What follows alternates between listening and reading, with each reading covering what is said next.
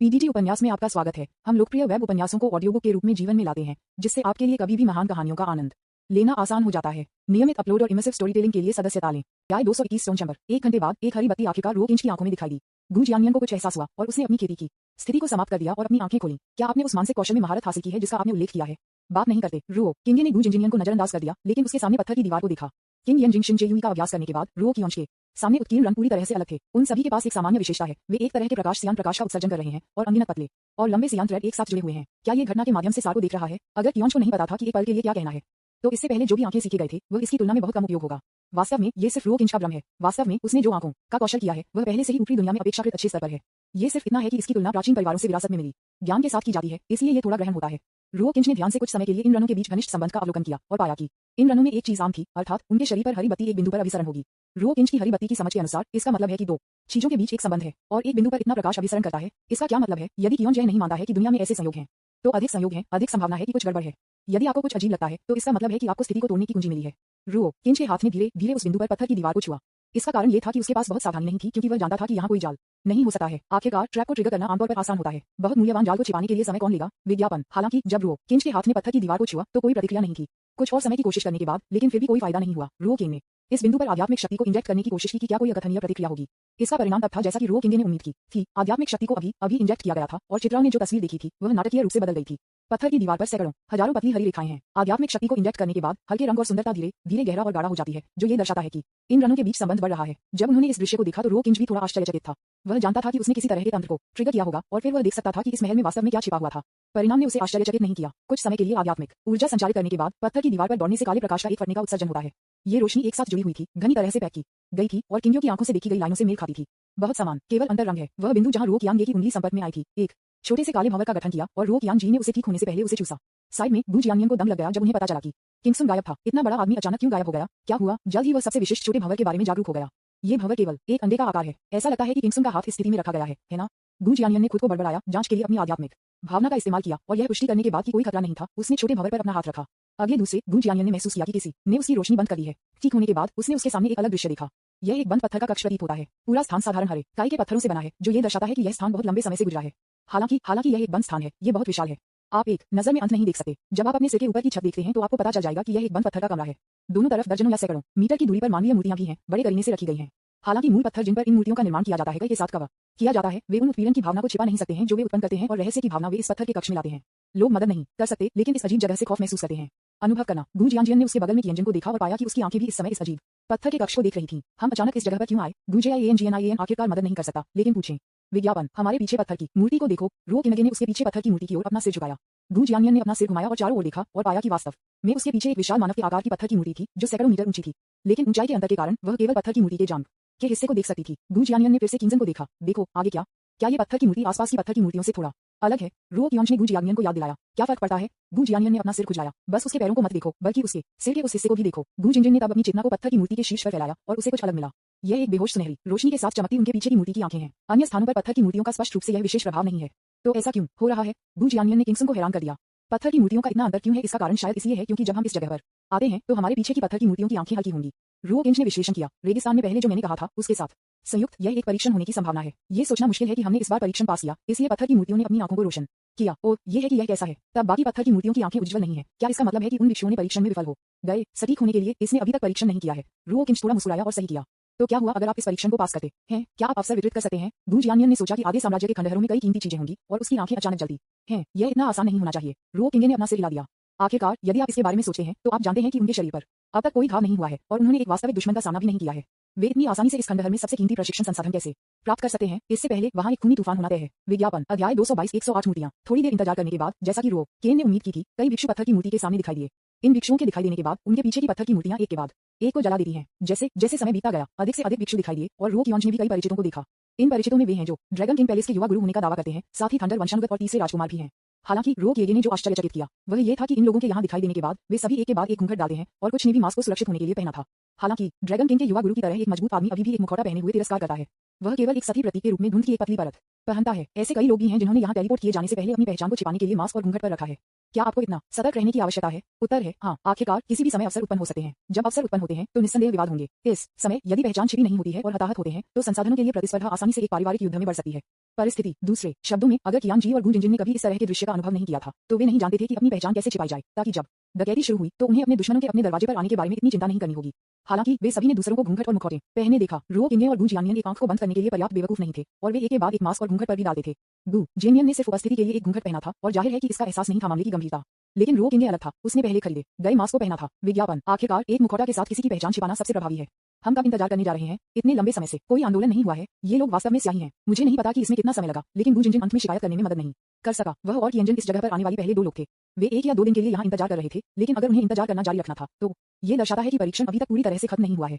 मैंने इससे पहले गिना है कि यहाँ 108 पत्थर की मूर्तियां हैं और हमारा समूह सबसे विशेष है, एक ही प्रतिमा साझा करता है। इसका मतलब है कि हमें 109 लोगों को एक साथ इकट्ठा करने के लिए इंतजार करना होगा। अब केवल 106 मूर्तियों को जलाया जाता है और अभी भी 2 लोग गायब हैं। रो कियोंज ने फिर से समझाया और इसके बारे में सोचने के बाद उन्होंने कहा, इसके अलावा हमने अपेक्षाकृत जल्दी से परीक्षण पूरा करने का कारण पूरी तरह से सौभाग्य के कारण है। हमने पाइथन की मूर्ति का सामना किया, अन्यथा हम अभी भी उस रेगिस्तान में भटक रहे हैं। लेकिन जैसे ही रो केन बोल रहा था, एक और प्रतिमा मैदान में जलाया। एक अजीब गंध की अचानक उपस्थिति ने जल्दी से रो केनेज का ध्यान आकर्षित किया। उसने चारों ओर देखा और पाया कि जलाया प्रतिमा उसके विपरीत तिरछी थी। इस बार एक महिला दिखाई दी। उसने काली रात के कपड़े पहने थे। हालांकि वह एक काली घूंघट पहने हुए थी, फिर भी वह बता सकती थी कि वह अपनी निष्पक्ष त्वचा के माध्यम से अच्छी तरह से एक महिला थी। बस जब रो किंडे की आंखें दूसरी पार्टी में गिर गईं, तो महिला को उसके दिल में कुछ ऐसा लग रहा था और उसकी आंखें भी रो किंच पर गिर गईं। उसे बिना झपकी के उसे घूर रही थी। किसी कारण से रो केन को हमेशा ये भ्रम था कि यह महिला कुछ हद तक परिचित थी, लेकिन वह जल्द ही इसका कारण बन गया। ये होना चाहिए कि उन्होंने बहुत सारी सुंदर महिलाओं को देखा था, इसलिए अब एक अच्छा दिखने वाला एक आया और एक घूंघट पर डाल दिया। वह हमेशा थोड़ा परिचित महसूस करता था। रो किंडे ने हर समय थोड़ा असहज महसूस किया। उसे समझ नहीं आया कि यह महिला उसे क्यों घूर रही थी। क्या ऐसा हो सकता है कि वह अधिक सुंदर था? विज्ञापन लेकिन भले ही वे मास्क पहन रहे हों, ये बहुत अजीब है कि वे अभी भी देखे जा सकते हैं। रो किंज ने भी चुपचाप इस महिला की उपस्थिति को याद किया। आखिरकार वह उसे घूर रही थी। मुझे आश्चर्य है कि क्या ये सद्भावना या द्वेष से बाहर था। आप लापरवाह नहीं हो सकते, विशेष रूप से इस तरह के खतरनाक जगह में, अन्यथा आप ये भी नहीं जान पाएंगे कि आप कैसे मर गए। इस जगह पर उठाई गई एकमात्र मूल्यवान चीज रो किए ने पाइथन की प्रतिमा थी, इसलिए उन्होंने अनुमान लगाया कि इस महिला ने बिना झपकी के उसे देखा, क्योंकि उसने अपने शरीर पर कीमती पाइथन की मूर्ति को महसूस किया और जलन हो गई। बेशक अन्य कारण हो सकते हैं। यदि कियोंज का मस्तिष्क तेजी से चलता रहता है तो वह किसी भी संभावना को याद नहीं करेगा। आखिरकार ये जीवन और मृत्यु से संबंधित एक महत्वपूर्ण निर्णय होने की संभावना है और इसे हल्के में नहीं लिया जाना चाहिए। लेकिन जब रो किए ने अपना सिर कम कर दिया और सोचा, तो मैदान में अंतिम प्रतिमा भी जला दी और 108 मूर्तियां एक साथ इकट्ठा हुई। लंबे समय तक 108 मूर्तियों को जलाए जाने के बाद काली धुंध का एक बड़ा बादल अचानक खेत के केंद्र में दिखाई दिया। सभी ने बहुत जल्दी प्रतिक्रिया व्यक्त की और तुरंत एक रक्षात्मक मुद्रा ले ली। ये सिर्फ इतना है कि इस काली धुंध ने दिखाई देने के बाद किसी पर हमला नहीं किया। इसके बजाय ये धीरे धीरे काले धुंध में छिपे एक काली आकृति में बदल गया। ब्लैक मिस्ट में 2 स्कारलेट हाफ मून सामने आए, जो इस तरह लग रहा था। काले आकृति की आंखें। इस आंकड़े के दिखाई देने के ठीक बाद हर कोई स्पष्ट रूप से महसूस कर सकता था कि मैदान पर माहौल बहुत भारी था और इससे भी अधिक आंखें दबा देने वाली श्वास के कारण सांस लेना मुश्किल हो। इस रहस्यमय काली छाया की दमनकारी भावना इतनी शक्तिशाली है। बच्चा लगभग आधी छड़ी के लिए चुप था। किसी ने भी बोलने की हिम्मत नहीं की, जिसमें अनियंत्रित लंबे होठियन भी शामिल थे। इस समय उसकी आंखें रहस्यमय काली छाया पर तय की गई थी, जैसे कि वह काफी भयभीत लग रही थी। ये देखते हुए कि किसी ने लंबे समय तक पहले बोलने की हिम्मत नहीं की, हेलन काफी संतुष्ट लग रहा था और एक ठंडी और कम आवाज लग रही थी। 109 भिक्षुओं ने प्रारंभिक परीक्षाओं के पहले दौर को पार कर लिया है और जीवन की उम्मीद है। मुझे अगली लड़ाई में रहने की उम्मीद है, बाधाओं को दूर करने और दुश्मनों को हराने में सक्षम। जी। अंत में वहां एक फट गया था अजीब हंसी। विज्ञापन अध्याय 223 समय और पुनर्जन्म परीक्षण का दूसरा दौर। लेकिन इससे पहले कि रो किए बहुत ज्यादा सोच पाता, उसने अचानक महसूस किया कि उसकी आंखें अंधेरी हो गई हैं। जब उसने फिर से अपनी आंखें खोली तो उसने जो देखा वह विचित्र पत्थर का कमरा नहीं था, लेकिन एक जीवन हरा। यह एक क्लासिक प्राइमवेल वन दृश्य है। रो कियोंज इससे थोड़ा हैरान है। ये सीनियर्स प्राइमवेल वनों के दृश्यों का उपयोग क्यों करना पसंद करते हैं? ये सिर्फ एक सवाल नहीं है कि आप इसे पसंद करते हैं या नहीं, लेकिन यह अधिक सवाल है कि यह फिट बैठता है। राजसी पहाड़, स्पष्ट नदियां और रहस्यमय गुफाएं हैं जो प्राइमरी जंगल में हैं। हर समय एक दूसरे से लड़ने वाले जानवरों के दृश्य हैं, जो कि खेती के संसाधनों के लिए एक दूसरे से लड़ने वाले भिक्षुओं की क्रूरता के लिए बहुत उपयुक्त है। आदमी पैसे के लिए मर जाएगा और पक्षी भोजन के लिए मर जाएगा। यह एक शाश्वत सत्य है, यहाँ तक कि अमर भिक्षुओं के लिए भी। उनके पास कोई विकल्प नहीं है। आखिरकार अगर वे इस सच्चाई का पालन नहीं करते हैं तो वे आज जहाँ हैं वहाँ नहीं जा पाएंगे। रो केन ने चारों ओर देखा और पाया कि गू जिनजिन अभी भी वहाँ था। परीक्षण के इस नए दौर के कारण उससे अलग नहीं किया गया था। अचानक मुझे थोड़ा अजीब लगा। यह एक पंक्ति में 2 बार ऐसा था। अगर कियान जी ने अचानक काली छाया के बारे में सोचा, तो वह पहले से बात करता था। क्या यह वह हो सकता है जो परेशानी पैदा कर रहा था? वह ऐसा क्यों करेगा? अपने हाथ में नोट देखो। जिस तरह रो किए ने सोचा था कि गे जियांगानियन ने सीधे अपने विचारों को बाधित किया। टिप्पणी रो किंज एक पल के लिए थोड़ा उलझन में था, लेकिन उसके बाएं हाथ को उठाने के बाद वह अभी भी नहीं जानती थी, क्योंकि कोई तथाकथित नोट नहीं था। आपके दाहिने हाथ में गू जियांजियन की थोड़ी अवाक आवाज को सुनकर रो किए को पता था कि वह आत्मा विभाजन कर रहा था और उसके दिल में काली छाया के बारे में सभी विचलित करने वाले विचारों को पूरी तरह से दूर कर दिया। अपने दाहिने हाथ को ऊपर उठाते हुए उसे अपनी हथेली से चिपका हुआ कागज का एक टुकड़ा मिला। विज्ञापन ये सिर्फ इतना है कि नोट से बंधी एक रेखा है। अंदर क्या है? रो कियान इसे खोलने की जल्दी में नहीं था, लेकिन उसके बगल में गू जियांगियन को देखा। वह तथाकथित परीक्षकों में से एक भी है, इसलिए यह इस कारण से है कि उसके पास यह नोट भी है। मैंने इसे अभी तक नहीं खोला है। गू जियांगियन ने अपना सिर हिलाया। मैं इसे वैसे भी नहीं समझ सकता, और यहाँ तक कि अगर मैं इसे समझता हूँ तो मुझे निर्णय लेने के लिए आपके लिए इंतजार करना होगा, इसलिए मैं आपको एक साथ पढ़ने के लिए इंतजार कर सकता हूँ। वह काफी आत्म जागरूक है। रो कियोंज मदद नहीं कर सकता था, लेकिन मुस्कुराता था और तुरंत महसूस करता था कि गू जियांगियन इतना कष्टप्रद नहीं था। रो कियोंज ने किसी भी समय बर्बाद नहीं किया और धागे को उजागर किया। हालांकि पूरे नोट को फैलाने के बाद उसने महसूस किया कि उस विस्तार के अंदर एक ऊर्जा थी। जब उसने चेतना हासिल की तो नोट कई हथेलियों में बदल गया था। का आकार यह एक और नक्शा है। रो किंज भी नक्शे से बहुत परिचित थे। जब उन्होंने उस पर नीले, हरे, पीले और पीले रंगों को देखा तो उन्होंने महसूस किया कि यह एक नक्शा था। नक्शे के निचले बाएं कोने में एक एनोटेशन है। इस क्षेत्र में 3 परिघास 3 अमर गोलियां, पानी के 3 शुभ स्रोत, आग और गड़गड़ाहट के साथ 7 अराजकता राक्षसी पृथ्वी से 3 उत्पाद हैं, कुल 12 अवसरों का। बच्चे अपना निर्णय ले सकते हैं। ये खजाने जो आमतौर पर सामना करते हैं लेकिन नहीं पाए जाते हैं, अब 12 अलग अलग क्षेत्रों में बिखरे हुए हैं। आप अपनी जरूरतों के आधार पर अपने निर्णय ले सकते हैं। आपकी अपनी ताकत और लोगों के लिए विचार। यदि कियोंज ने नक्शे को ध्यान से देखा तो नक्शा ठीक उसी तरह था जैसा कि शब्दों की लंबी लाइन ने कहा था। उस पर 12 अलग अलग पैटर्न के साथ, हालांकि चित्र कुछ हद तक अमूर्त थे, जैसे बच्चों द्वारा खींची गई पेंटिंग। हालांकि आप शायद अनुमान लगा सकते हैं कि चित्र के तहत चिन्हित शब्द क्या हैं। उदाहरण के लिए दीर्घायु घास, दीर्घायु गोलियां आदि के बहुत स्पष्ट प्रभाव हैं। इन जड़ी बूटियों और गोलियों के उपयोग को जानना सबसे आसान है। पानी, आग और गड़गड़ाहट के 3 विशेषताओं की उत्पत्ति भी है। यह अनुमान लगाना भी आसान है क्योंकि इन 3 सिद्धांतों में उनके संबंधित विशेषताओं से संबंधित शब्द होंगे, जैसे कि 9 आकाश रहस्यमय गड़गड़ाहट, 3000 पृथ्वी और आग, और इसी तरह अराजकता के इस अंतिम उत्पाद के लिए ये थोड़ा अस्पष्ट है। न केवल पैटर्न समझ से बाहर है, बल्कि यहाँ तक कि लेबल किए गए शब्द भी भ्रामक हैं। अराजकता के 3 उत्पाद हैं, अर्थात आग और बर्फ, जीवन और मृत्यु, समय और पुनर्जन्म। यदि कियोंज थोड़ा भ्रमित है तो इस खंडहर का मालिक इन नोटों को अस्पष्ट रूप से क्यों चिन्हित करता है? क्या इसे बस समझाना बेहतर नहीं होगा? क्या ऐसा हो सकता है कि वह भिक्षु की सांस्कृतिक गुणवत्ता का परीक्षण कर रहा था? विज्ञापन। रो किंच ने तुरंत यहाँ मालिक के व्यवहार के बारे में थोड़ा मजाकिया महसूस किया और मदद नहीं कर सकता, लेकिन उसके दिल में सोचें, हाँ, अगर यह वास्तव में मामला है तो मुझे आपको बताना होगा। आप जानते हैं कि मैं कितना अशिक्षित हूँ। मुझे समझ में नहीं आया कि इसका क्या मतलब है। ठीक है, हालांकि जब रो किंच पूरी तरह से शांत हो गया तो ऐसा लग रहा था कि वह पूरी तरह से क्यूलेस नहीं थी। संयुक्त इन 3 वस्तुओं का उत्पादन अराजकता राक्षसी भूमि में किया जाता है। हालांकि उसने इस अराजकता की राक्षसी भूमि के बारे में कभी नहीं सुना, लेकिन रो कियोंज अभी भी अराजकता शब्द को समझता है। यदि आप अराजकता के इन 3 उत्पादों के साथ अराजकता को जोड़ते हैं, इन 3 अराजकता उत्पादों से पहले और उसके बाद 2 विपरीत चरम या कुछ अवर्णनीय तत्व हैं जो अराजकता शब्द के अर्थ के अनुरूप कुछ हद तक सुसंगत प्रतीत होते हैं, लेकिन यह निश्चित रूप से कल्पना के रूप में सरल नहीं है। इन 3 अराजक वस्तुओं के प्रभाव निश्चित रूप से शब्दों की तुलना में अधिक चौंकाने वाले हैं। यदि कियोंज में बदला लेने के बिंदुओं की कमी नहीं है तो इसका मतलब है कि उसके पास अमर गोली और विशेषता मूल जैसे खेती के संसाधनों की कमी नहीं होगी। तो केवल एक चीज जो उसे आकर्षित कर सकती है वह अज्ञात अर्थों के साथ अराजकता के ये 3 उत्पाद हैं। लेकिन केवल एक चीज जो रो किंग को थोड़ा भ्रमित महसूस कराती है वह ये है कि क्या उसे अराजकता के उस उत्पाद के लिए लड़ना चाहिए? क्या यह आग और बर्फ है? क्या ये जीवन और मृत्यु है? या समय और पुनर्जन्म? निचले दाएं कोने में इनोटेशन से यह अनुमान लगाना मुश्किल नहीं है कि इन 12 खजाने को एक ही समय में 109 भिक्षुओं द्वारा लड़ा गया था। अपना नोट खोलें और एक नजर डालें। रो कियोंज ने गू जंजियन को देखा। गू जियांजियन ने कोई और सवाल नहीं पूछा, लेकिन नोट को खोला जैसा कि किंगसन ने कहा, और जल्द ही एक नक्शा बिल्कुल जैसा कि रो कियांग के गायक में से एक के सामने दिखाई दिया। इसने आगे रो कियोंज के अनुमान की पुष्टि की। ये देखना मुश्किल नहीं है कि हम भिक्षु इन 12 खजाने के लिए प्रतिस्पर्धा करने जा रहे हैं, इसलिए हमें अपने लक्ष्य के रूप में किस जगह का चयन करना चाहिए। गू जियांजियन ने किंगसन को देखा, एक निर्णय लेने के लिए उसका इंतजार कर रहा था। ये स्पष्ट था कि इन दिनों के बाद गू जियांजियन ने वास्तव में अपने दिल में स्वीकार किया था कि किंगसन न केवल उससे अधिक शक्तिशाली था, बल्कि यह भी कि वह उससे अधिक होशियार था। विज्ञापन। अध्याय 224 ब्लैक कैसल। आग और बर्फ, जीवन और मृत्यु, समय और पुनर्जन्म। इन तीनों में से कौन सबसे महान है, जो आपको सबसे उत्सुक बनाता है और जो आपको शक्तिशाली महसूस कराता है? रो कियोंज ने पूछा। गू जिंजिन ने थोड़ी देर के लिए सोचा और थोड़ी देर के बाद कहा, समय और पुनर्जन्म। तब क्या? रो कियोंज ने फिर से पूछा। तीनों समय और पुनर्जन्म हैं। इस बार यह वही है जो मैंने सोचा था। रो किंच थोड़ा मुस्कुराया। तो क्या हम इस तथाकथित समय और पुनर्जन्म के लिए लड़ने जा रहे हैं? गू जियानियन ने उसके बगल में कियोंजन को देखा और पूछा। बिल्कुल। रो कियोंज ने सिर हिलाया। समय और पुनर्जन्म की शक्ति? तो क्या? गू जियानियन ने खुद को बड़बड़ाया। उसके दिल में थोड़ा असहज महसूस किया। यह मौका के लिए सिर्फ एक नाम है और इसमें जरूरी समय और पुनर्जन्म की शक्ति शामिल नहीं है। रो कियोंज ने थोड़ी सी मुस्कान के साथ कहा। उसके लिए ऐसा सोचने में कोई समस्या नहीं है। आखिरकार अगर वास्तव में समय और पुनर्जन्म की शक्ति है तो यह भिक्षु अपने स्वयं के अवशेष नहीं छोड़ेंगे, लेकिन इस शक्ति के माध्यम से पुनर्जन्म हो सकते हैं। बेशक ये केवल तभी है जब कियोंज की समय और पुनर्जन्म की समझ इस तरह है और इसी विचार दिखाई देंगे। तो क्या हमें जितनी जल्दी हो सके वहां भागना चाहिए, या क्या हमें उनकी मौत से लड़ने के लिए इंतजार करना चाहिए और फिर समय और पुनर्जन्म के लिए लड़ने के लिए जाना चाहिए? गू जियानियन ने किंगसन को देखा और कहा, हम जल्द से जल्द वहां जा रहे हैं, लेकिन हमें स्थिति के अनुसार कार्य करना होगा और यह सुनिश्चित करने के लिए कार्रवाई करने से पहले एक महत्वपूर्ण क्षण तक इंतजार करना होगा कि हम खजाना प्राप्त कर सकें। रो कियोंज ने कहा, ठीक है, तो आप रास्ते का नेतृत्व कर सकते हैं। ये देखकर गू जियानियन ने बहुत कुछ नहीं कहा और सिर हिलाया। रो किंग और गू जियानियन ने सिर्फ नक्शे पर दर्शाए गए स्थान का पालन किया और जल्दबाजी की। लगभग आधे दिन के बाद हमने समय और पुनर्जन्म के पास एक क्षेत्र में प्रवेश किया। यह नग्न आंखों को दिखाई दे रहा था कि आसपास का वातावरण उदास हो गया था। हरे रंग का पेड़ जो कभी जीवन शक्ति से भरा था केवल गहरे हरिया यहाँ तक कि काले पत्तों के साथ छोड़ दिया गया था, साथ ही साथ मुरझाया हुआ और सड़ा हुआ चड्डी भी। साफ नदी का पानी भी अशांत हो गया है। जब आप अपनी दृष्टि को कम करते हैं तो आप अभी भी इस टर्बिडिटी में निहित मूल जगह देख सकते हैं। ये हमेशा लोगों को अनजाने में ट्रांस जैसा महसूस कराता है, जो बेहद अजीब है। यहाँ तक कि आकाश में अब नीले आकाश और सफेद बादल नहीं है, केवल काले बादलों को आकाश को कवर करते हुए छोड़ दिया जाता है। यह एक अंधेरी रात नहीं है, लेकिन यह एक अंधेरी रात से बेहतर है। विज्ञापन। जमीन के प्रत्येक चरण में अब फूलों और पौधों की खुशबू की जीवन शक्ति नहीं होती है और केवल एक बेहद निराशाजनक कठोरता बनी रहती है, बिना किसी जीवन की भावना के। इस तरह के माहौल का सामना करते हुए रो केनेज और गू जियानियन के दिलों में भावनाएं कुछ हद तक बदल गईं, लेकिन ये सब कुछ है। पर्यावरण में एकमात्र परिवर्तन उनकी मानसिकता को परेशान नहीं करेगा। आखिरकार पिछले कुछ दिनों में उन्होंने जो अनुभव किया है उसके बाद वे इस तरह के निराशाजनक दृश्य के आदी हो गए हैं और उन्होंने और भी अधिक हताश दृश्यों का सामना किया है। इस दृश्य के लिए ये स्वाभाविक रूप से 2 लोग थे जो उस दिन पाइथन की मूर्ति से भयभीत थे और मंदिर से बाहर निकल गए। हालांकि यह एक गलतफहमी थी। आप बस ये कह सकते हैं कि उन दोनों में से दोनों उस समय हताश नहीं थे। अंतहीन अवसाद से गुजरने के बाद उन्होंने आखिरकार एक अलग रंग देखा। ये सिर्फ इतना है कि यह रंग एक गहरा रंग लगता है। अब उन दोनों के सामने जो दिखाई दिया वह अब एक विशाल काला महल था। एक विशाल गोलाकार घड़ी महल के शीर्ष पर लटकी हुई है, लगातार घूमती है। लेकिन अगर आप बारीकी से देखते हैं तो आप देख सकते हैं कि यह गोलाकार घड़ी वामावर्त को घुमाता है। इस घड़ी को देखकर रो केन ने अनजाने में उसके दिमाग में समय शब्द के बारे में सोचा। यह सही जगह होनी चाहिए। रो केनगे ने खुद को बड़बड़ाया। फिर क्या हम अब अंदर जाना चाहते हैं? गू जियानियन ने किंगसन को देखा। अन्यथा आप क्या सोचते हैं? क्या ये संभव है कि मैं यहाँ बैठा हूँ उसे बड़ी आंखों से घूर रहा है? रो किंच थोड़ा अवाक था, यह महसूस करते हुए कि दूसरे व्यक्ति का सवाल थोड़ा बेमानी था। किंगसन की अधीरता का सामना करते हुए गू जियानियन इस बार शायद ही कभी गुस्से में था। वह थोड़ा मुस्कुराया और कहा, फिर चलो जल्दी से चलते हैं।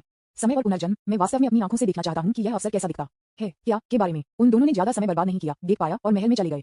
ये सिर्फ इतना है कि महल के अंदर की संरचना रो किंच ने जो कल्पना की थी उससे थोड़ी अलग है। जिस क्षण वह कैसल गेट में चला गया उसने महसूस किया कि वह एक छोटे से पुल पर खड़ा था जो न तो चौड़ा था और न ही संकीर्ण था, और पुल के दोनों किनारों पर सभी दिशाओं में अथाह पानी बढ़ रहा था। ये किस तरह का महल है? विज्ञापन। ये स्पष्ट रूप से एक कमरा है जो पानी को संग्रहित करता है। हालांकि रोकिंज ने निष्कर्ष निकालने के लिए भाग नहीं लिया।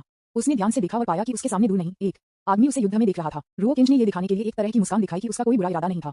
रोकिंज के व्यवहार को देखकर आदमी की आंखें थोड़ी नम हो गईं। चूंकि हितों का कोई सीधा टकराव नहीं है, इसलिए रिश्ते को बहुत तनावमुक्त होने की कोई आवश्यकता नहीं है। वास्तव में वे भविष्य में दुश्मन हो सकते हैं, लेकिन कम से कम अब नहीं। उन्हें एक अच्छे रिश्ते को बनाए रखने के लिए अपनी पूरी कोशिश करनी चाहिए। दोनों इस सच्चाई को समझते हैं। इस भाई ने रहस्यमय खजाने, समय और पुनर्जन्म के लिए एक फैंसी लिया होगा। आदमी ने पहले से मुस्कान के साथ कहा। रोकिंज भी वापस मुस्कुराया। ये बहुत अच्छा नहीं लगता है।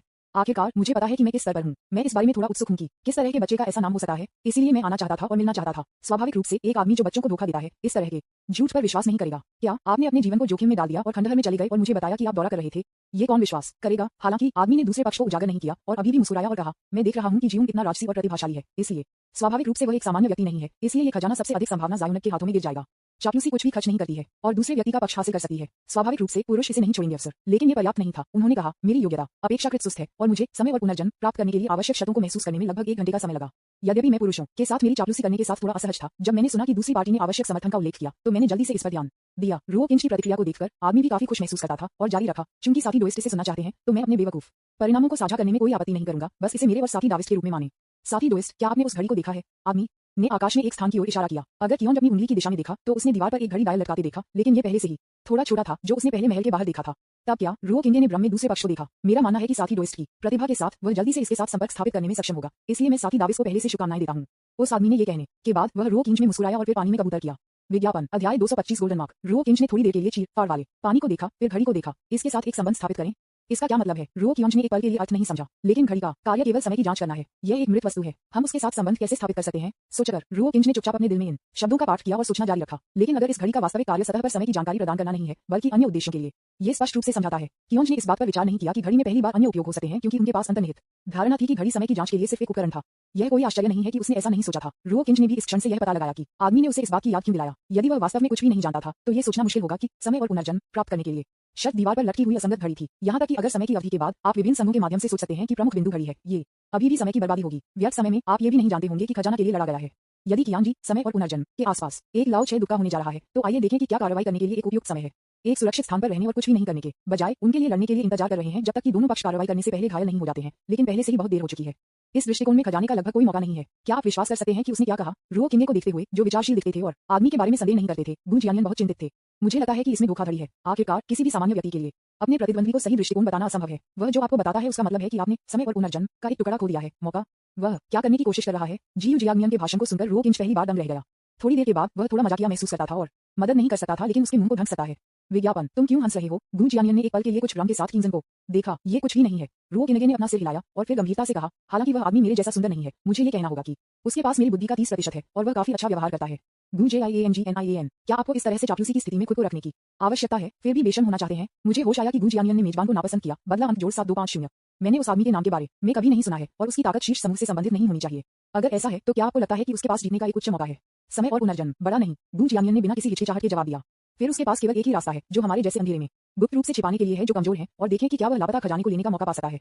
उनके प्रतिद्वंदी सिर्फ मेरे नहीं हैं, बल्कि दर्जनों या दर्जनों भी हैं। इसलिए उसकी कमजोर ताकत के साथ मिलकर समय और हो रहा है पुनर्जन्म निश्चित रूप से भाग्य के सिद्धांत पर आधारित है और इसे मजबूर नहीं करेगा। अपने जीवन को बचाना सबसे महत्वपूर्ण बात है। उद्धरण चिन्ह। तो इस समय वह सिर्फ एक छोटी सी चीज के माध्यम से मेरा एहसान हासिल कर सकता है। जब कठिनाइयों या जीवन संकटों का सामना करते हैं तो वह अप्रत्याशित आशा दिख सकता है। तो अब आप अभी भी सोचते हैं कि उसका व्यवहार बेवकूफ है? गु जियानियन ने जानकारी को पचाने के बाद किंगसन ने कहा। उसकी आंखों ने उसे पूरी तरह से अलग तरह से देखा। उसने ऐसा क्यों नहीं सोचा? अचानक गु जियानियन के दिल में अहंकार फिर से गायब हो गया और उसने एक उदास अभिव्यक्ति के साथ अपना सिर नीचे कर दिया। वह ये देखने के लिए बहुत बेवकूफी है कि वास्तव में स्मार्ट चेहरों कितना है। विज्ञापन। वास्तव में यह नहीं है कि रोकिन बहुत स्मार्ट है, ये सिर्फ इतना है कि लाओ लियू और लाओ लियू को एक दूसरे की अच्छी समझ है और वे थोड़ा समय बिताने के बाद एक दूसरे के विचारों का अनुमान लगा सकते हैं। गु जियानियन को इन बातों को समझाने के बाद रोकिएगे ने अपने सभी विचार घड़ी पर डाल दिए। उनकी समझ बहुत अच्छी थी। अपने मन और शरीर को खाली करने के बाद उन्होंने जल्दी से घड़ी पर अंतरिक्ष ऊर्जा में उतार चढ़ाव को देखा और इस ऊर्जा के मार्गदर्शन में उनकी चेतना सफलतापूर्वक अंतहीन पानी के साथ एक अंतरिक्ष में आ गई। यदि कियोंज दिव्या चेतना खलनायक पानी पर तैर रहा है तो यहाँ कोई आकाश नहीं है, यह एक गहरा रंग है और उस पर केवल एक विशाल घूर्णन घड़ी है जो विशेष रूप से विशिष्ट है। कुछ समय के लिए आसपास के वातावरण को देखने के बाद रोकिएगे ने थोड़ा असहज महसूस किया। आकाश में घड़ी देखने के बाद वह मदद नहीं कर सकता था, लेकिन 2 शब्द कह सकता है। आप कौन है? ये सिर्फ इतना है कि इन 2 शब्दों को कहने के बाद रोकियोंज ने भी इस वाक्य पर खुद को हंसाया। क्या वह एक बेजान घड़ी पूछ रही थी? ये वास्तव में हास्यास्पद था, लेकिन रोकियोंज ने कभी भी यह उम्मीद नहीं की थी कि घड़ी वास्तव में बोली थी, मैं मैजिक वेपन हूँ। पुनर्जन्म समय डिस्क। टोन में एक गूंज यांत्रिक ध्वनि है, लेकिन ये यांत्रिक ध्वनि लोगों को विचित्रता और विशिष्ट की एक अकथनीय भावना देती है। क्या आप बात कर सकते हैं? रोकिंग ने सदमे में घड़ी को देखा, लेकिन जल्द ही राहत मिली। उच्च स्तरीय अमर हथियार सभी बुद्धिमान हैं और उनमें से अधिक विशेष जादू हथियार स्वाभाविक रूप से कोई आश्चर्य की बात नहीं है। मैं पुनर्जन्म समय डिस्क का साधन भावना हूँ, जीवन के विशिष्ट के साथ। यांत्रिक ध्वनि फिर से लग रही थी। निश्चित रूप से तथ्यों ने रोकियोंज को आश्चर्यचकित नहीं किया। मेरे पास कैसे हो सकता है? रो कियोंज ने कहा। रो केनेज का पहला विचार सीधे दीवार पर लटकी हुई घड़ी को नीचे ले जाना था, लेकिन फिर उसने सोचा कि यह घड़ी पुनर्जन्म समय डिस्क का सिर्फ एक अवतार होना चाहिए। यदि असली जादू के हथियार को दीवार पर इस तरह लटका दिया जा सकता है, यदि हाँ, तो उसके लिए अपनी बारी पाना असंभव होगा। पुनर्जन्म समय डिस्क थोड़ा कांप गई और समय और पुनर्जन्म की शक्ति वाली एक ऊर्जा को रो केने के शरीर में इंजेक्ट किया गया। रो केने सहजता से विरोध करना चाहती थी, लेकिन पाया कि उसकी वर्तमान ताकत के साथ वह बस इस ऊर्जा को अवरुद्ध नहीं कर सकती थी, और इस ऊर्जा ने उसे किसी भी शारीरिक असुविधा को महसूस नहीं किया। लेकिन उसके माथे पर एक घड़ी की तरह एक पीला सुनहरा निशान दिखाई दिया। विज्ञापन अध्याय 226 समुद्री डाकू जहाज। ठीक है, अब आप पानी में कूद सकते हैं। इससे पहले कि रो कियोंज इसके बारे में सोच पाता, पुनर्जन्म समय डिस्क की यांत्रिक आवाज बेहोश हो गई। पानी में कूदो, इसका क्या मतलब है? लेकिन इससे पहले कि रो केन ने बोलना समाप्त कर लिया, उसे लगा कि उसकी चेतना धुंधली हो रही है और उसने आखिरकार अपनी आंखें कमजोर रूप से बंद कर दिए। अपनी आंखें फिर से खोलने के बाद उसने अंतहीन पानी के रहस्यमय स्थान को छोड़ दिया और फिर से महल में दिखाई दिया। उसके बगल में गू जियानियन सीधे उसे घूर रहा था। आप वापस आ गए हैं? गू जियानियन ने एक मुस्कान के साथ कहा। रो कियोंज ने सिर हिलाया। वह मूल रूप से कुछ कहना चाहती थी, लेकिन अनजाने में दूसरे व्यक्ति के माथे पर पीला गोल्डन रूले के निशान की खोज की। वह तुरंत गूंगा हो गया। वह वापस ले गई कि वह क्या कहना चाहती थी और उसके शब्दों को बदल दिया। आपके सिर पर एक रूले का निशान क्यों है? ये पुनर्जन्म समय डिस्क मेरे लिए छोड़ दिया गया था, गू जियानियन ने समझाया। यह सुनने के बाद रो किनगे ने झपकी ली और उनकी आंखों में अविश्वास के साथ गू जंगनियन को देखा। इस दृश्य को देखकर गू जियानियन ने स्वाभाविक रूप से समझा कि दूसरी पार्टी क्या सोच रही थी, और वह अचानक खुश हो गया। क्या आप ईर्ष्या कर रहे हैं कि मुझे एहसास हुआ कि आपसे ज्यादा तेजी से रूले का निशान? नहीं, मैं बस थोड़ा हैरान हूँ। आखिरकार आप सामान्य समय में मेरी तुलना में कुछ भी नहीं है। रो किंगे ने अपना सिर बहुत शांति से हिला दिया। इस सरल वाक्य ने न केवल उनकी हेडविंड की स्थिति को हल किया, उन्होंने गू जिनेंगियन की सेना को भी हराया। निश्चित रूप से जब गू जिनजिन ने इन शब्दों को सुना तो वह अचानक बुरा लगा। उसने स्वीकार किया कि तथ्य बिल्कुल वैसा ही थे जैसा कि किंगसुन ने कहा था। उसके दैनिक जीवन में कुछ भी नहीं की तुलना किंगसुन से कर सकता है, इसलिए वह बहुत उत्साहित थी जब उसने अचानक कुछ खोज की जो किंगसुन से तुलना कर सकती थी। लेकिन अब निशान सामने आए हैं। बदला अंक जोड़ 100000। रो कियोंज ने गू जियानियन की टकटकी पर ध्यान देना बंद कर दिया, जो उसे मारना चाहता था, और उसके होठों को घुसा दिया। आप मुझे हरा नहीं सकते। यह कहने के बाद उसकी आंखें पुल के नीचे पानी पर गिर गईं और वह खुद को बड़बड़ाया। फिर जब संसार शिन ने कहा कि आप पानी में कूद सकते हैं, तो उसे यहाँ कूदने का जिक्र होना चाहिए, है ना? रो किएगे ने अचानक पानी में कूदने वाले व्यक्ति के पिछले दृश्य को याद किया और अब याद किया कि दूसरे आदमी के माथे पर एक हल्का सुनहरा निशान भी था। इससे पहले उसने सोचा कि आदमी उसे अपने साथ लाया था। रो केनेज ने थोड़ी देर के लिए सोचा। उसने अपना सिर घुमाया और गू जिनेंगियन को देखा, जो नफरत से भर गया था, और एक मुस्कान के साथ कहा, मैं पहले कूद जाऊंगा, कृपया अपनी मदद करें। बोलने के बाद वह गू जियानियन की प्रतिक्रिया की प्रतीक्षा किए बिना पानी में कूद गया। जिस क्षण वह पानी में कूद गया, पानी में लहरें थीं। हालांकि पानी में प्रवेश करने के बाद रो केन की आंखों ने जल्दी से पानी में एक परिचित आकृति को देखा। यह एक व्यक्ति था और उसका चेहरा उसका सामना कर रहा था, इसलिए रो किनगे ने जल्दी से उसकी उपस्थिति को स्पष्ट रूप से देखा। क्या यह वही व्यक्ति नहीं है जिसने मुझे पहले घड़ी बताई थी? रो कियोंज तुरंत गूंगा हो गया। इस समय दूसरी पार्टी ने अपनी आंखें कसकर बंद कर दी हैं और उसका शरीर पानी में निलंबित है। जब पानी उसके पास से गुजरता है तो उसका शरीर अनजाने में स्विंग करेगा, और जिस तरह से वह अब दिखता है वह मरने लगता है। रो किंज ने अचानक उसके दिल में एक बुरा आधार था। इसका मतलब है कि आपको धोखा दिया गया है। विज्ञापन ऐसा नहीं था कि वह उस आदमी द्वारा धोखा दिया गया था, लेकिन ये कि वह और इस आदमी की गणना पुनर्जन्म के चक्र से की गई थी। संसार शिन का इन भिक्षुओं को सिखाने का कोई इरादा नहीं था कि कैसे खुद को प्राप्त करें, लेकिन ये सामान्य है जब आप इसके बारे में सोचते हैं। आखिरकार पुनर्जन्म समय प्लेट बुद्धिमान है और वह निश्चित रूप से नहीं चाहता कि दूसरों के पास उसके शरीर के अधिकारी हों। वह दूसरों को कैसे सिखा सकता है कि उसके शरीर को कैसे प्राप्त किया जाए? इस विचार के बाद रो किंगे ने अपने दांतों को पीस लिया और बिना किसी और हिचकिचाहट के पानी की ओर तैर गए। लेकिन बस जब उसका एक हाथ पानी को छूने वाला था तो उसने अचानक महसूस किया कि उसका शरीर कमजोर हो गया है। अपनी ताकत खोने के बाद रो किएगे को अपने पिछले तैराकी द्वारा उत्पन्न पानी की प्रतिक्रिया बल द्वारा नीचे की ओर झूल दिया गया था। हालांकि ये राज्य केवल 1 सेकंड से भी कम समय तक चला।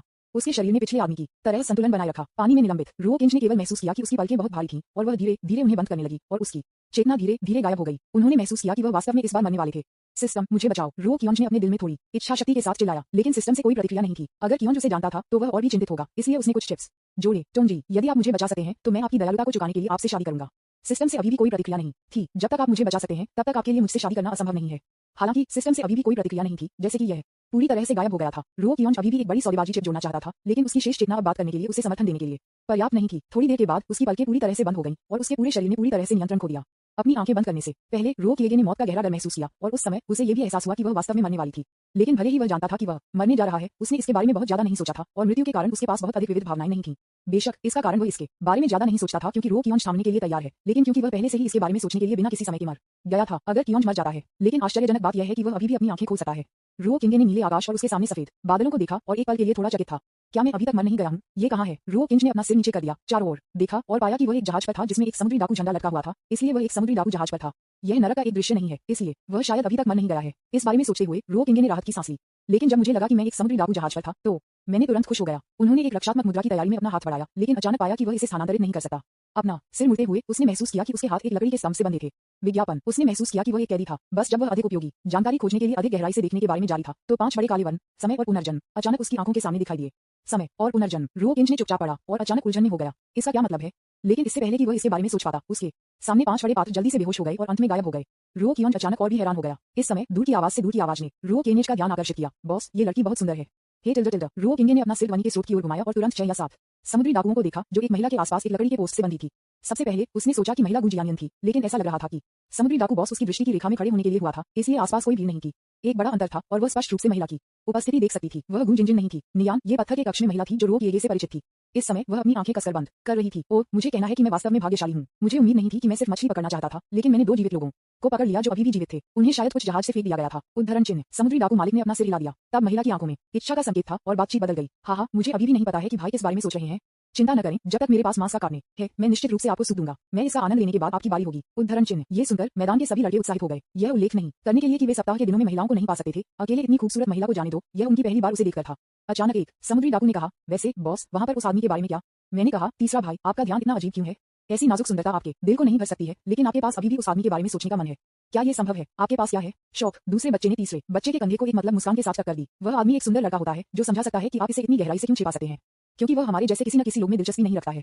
यह नहीं है कि आप क्या सोचते हैं, ये सिर्फ इसलिए है क्योंकि महिला को आदमी के साथ बाहर रखा गया था, इसलिए मैंने अचेतन रूप से उसके बारे में सोचा था। लाओ सान ने एक घबराहट में समझाया। अगर भाइयों ने इस मामले के कारण उसे गलत समझा और उसके साथ सोना बंद कर दिया, तो क्या वह सर्दियों में एक पॉप्सिकल में फ्रीज नहीं करेगा?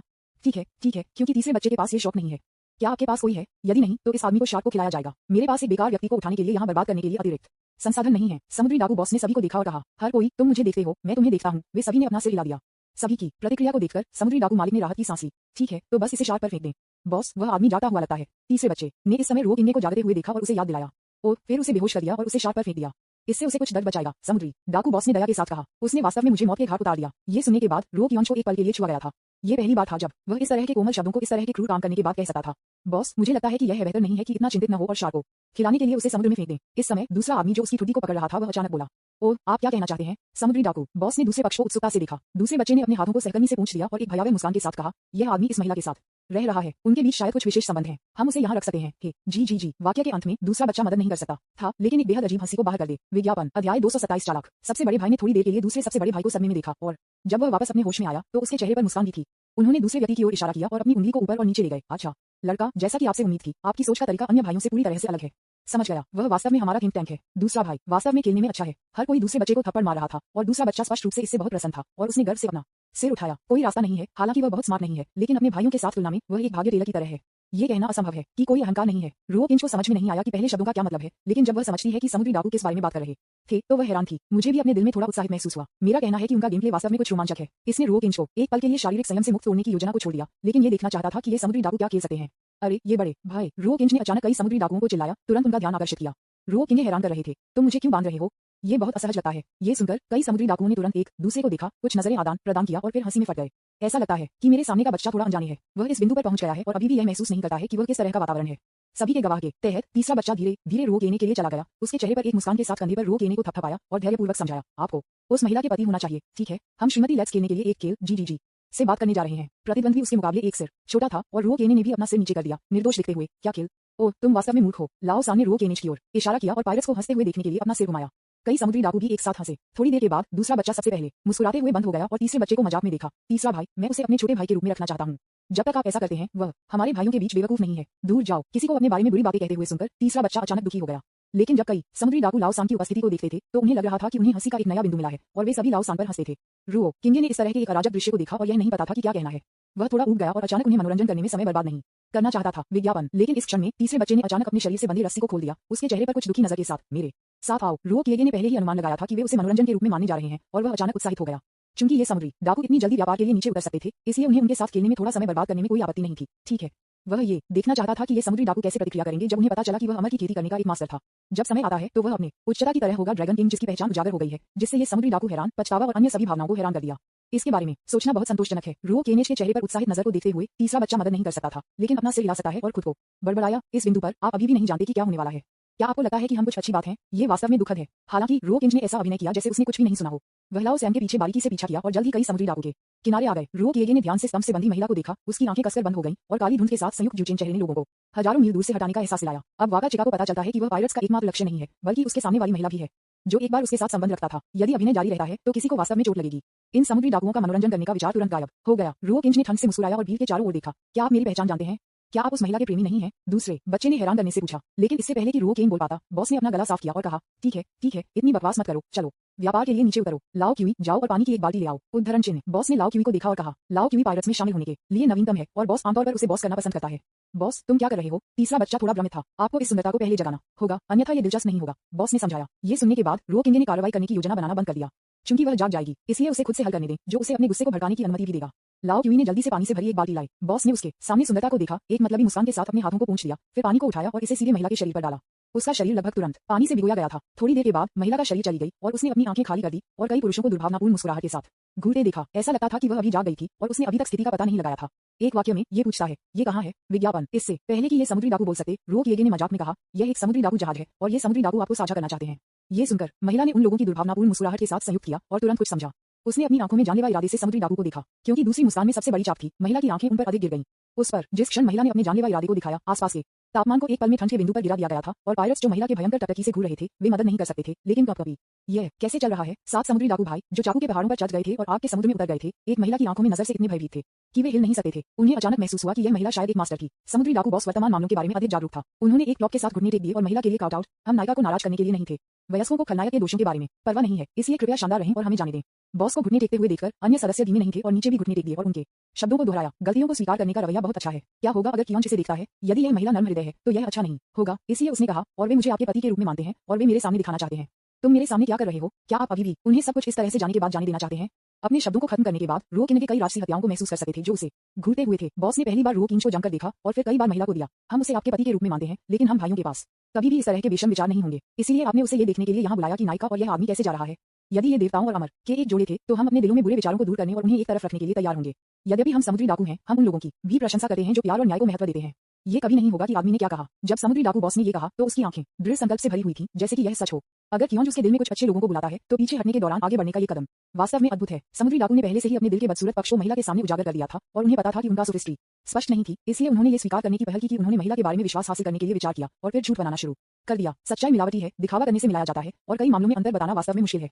ओह, ये बात है। महिला ने हल्के से सिर हिलाया। अगर कियोंच को नहीं पता था कि एक पल के लिए क्या कहना है, तो इस महिला को वास्तव में समुद्री डाकू द्वारा धोखा दिया गया था। महिला के शब्दों को सुनने वाले समुद्री डाकू ने एक दूसरे को देखा और राहत की सांस ली। लेकिन महिला ने आगे जो कहा वह कुछ ऐसा था जिसकी किसी को उम्मीद नहीं थी। अगर यह मामला है तो मेरा आपको जीने देने का कोई इरादा नहीं है, महिला ने ठंड से कहा। विज्ञापन। अध्याय 228 एक सौदा करने के बारे में कैसे। इन शब्दों को सुनकर समुद्री डाकू मालिक के दिल में भाग्य तुरंत गायब हो गया और वह फिर से काउट आउट, अपने जीवन को छोड़ दो नायिका। हम वास्तव में इसका मतलब नहीं था। हाँ, हम वास्तव में इसका मतलब नहीं था। दूसरे बच्चे ने भी अपने सिर को बार बार हिला दिया और सहमत हो गए। दुर्भाग्य से अगले सेकंड में एक तलवार की रोशनी अचानक महिला के हाथ में चमक गई। अगले दूसरे बच्चे को लगा कि पूरी दुनिया ने 360 डिग्री घुमाया था। उसका सिर जमीन पर गिर गया और उसने वास्तव में अपनी खुद की पीठ देखी। विचित्रता, जब उसका सिर इस तरह के अजीब तरीके से घूमता था, लेकिन जब दूसरे बच्चे ने उसके सिर के बिना गर्दन को देखा तो उसे तुरंत एहसास हुआ कि क्या हुआ था। ये पता चला कि वह मर गया था और उसका सिर गिर गया था। कोई आश्चर्य नहीं कि वह अपनी पीठ देख सकता था, लेकिन इससे पहले कि वह कोई अन्य विचार कर सके, उसकी भारी आंखें कमजोर रूप से बंद हो गईं और उसने जो थोड़ी सी चेतना छोड़ी थी वह चली गई थी। ये देखकर कि उनका दूसरा भाई मर चुका था, समुद्री डाकू सभी डर में चिल्लाए। महिला ने इन लोगों को ठंड से देखा और वे इतने भयभीत हो गए कि उन्होंने थोड़ी देर बाद रोना बंद कर दिया। ये समुद्री डाकू जानते हैं कि यदि वे रोते रहते हैं तो उन्हें बेरहमी से चाकू से मारे जाने की संभावना है, क्योंकि उन्होंने इस लोग के साथ अपने हाथों में मरने वाले व्यक्ति को भी देखा है। महिला, क्या आप वास्तव में उसे जीने का रास्ता नहीं देने जा रहे हैं? समुद्री डाकू बॉस ने अपनी आंखों के कोनों से आंसू पोंछे और एक निर्दोष चेहरे के साथ महिला को देखा। चूंकि आप मरने जा रहे हैं, मुझे ये स्पष्ट करने दें, महिला ने शांति से कहा और फिर उसने समुद्री डाकू मालिक को अपनी आंखों में एक स्नेह के साथ देखा। आपके अभिनय कौशल वास्तव में खराब है। आप इसके माध्यम से एक नजर में देख सकते हैं। जैसा कि उन्होंने कहा कि उन्होंने अपने हाथ में कई तलवार के इरादों को आकर्षित किया और एक पल में कई समुद्री डाकू के सिर जमीन पर गिर गए। वह बिना आवाज किए भी मर गया। कोई दर्द नहीं था, ये सिर्फ एक पल में खत्म हो गया था। विज्ञापन। महिला की आंखें अचानक रो कियोंच पर गिर गई। आप हमारे पास उस पत्थर के कमरे में एक मौका बैठा थी, महिला ने कम आवाज में पूछा। इतना खराब भी नहीं, रो किंच मुस्कुराया और सिर हिलाया। जिस महिला को सकारात्मक जवाब मिला उसने जल्दी से उसे कमजोर कर दिया और बहुत अचानक कहा, क्या हम पहले से ही मर चुके हैं? ओह, रो किंच की आंखें अचानक जब वह ये सुनती है तो ये सुनाई देता है, क्या आप उस पूल में भी कूद गए?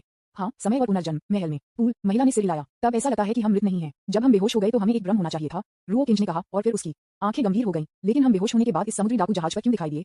हाँ, क्या ये थोड़ा अजीब नहीं है? महिला थोड़ी देर के लिए गहरी सोच में पड़ गई और उसने अपने सिर को हिला दिया कि वह समझ नहीं पाए। यदि आप पानी में कूदकर मर नहीं सकते हैं तो हम दोनों के यहाँ सिर्फ हम दोनों से ज्यादा होना चाहिए। रो किंच ने अचानक उस आदमी को याद किया जिसने उसे याद दिलाया।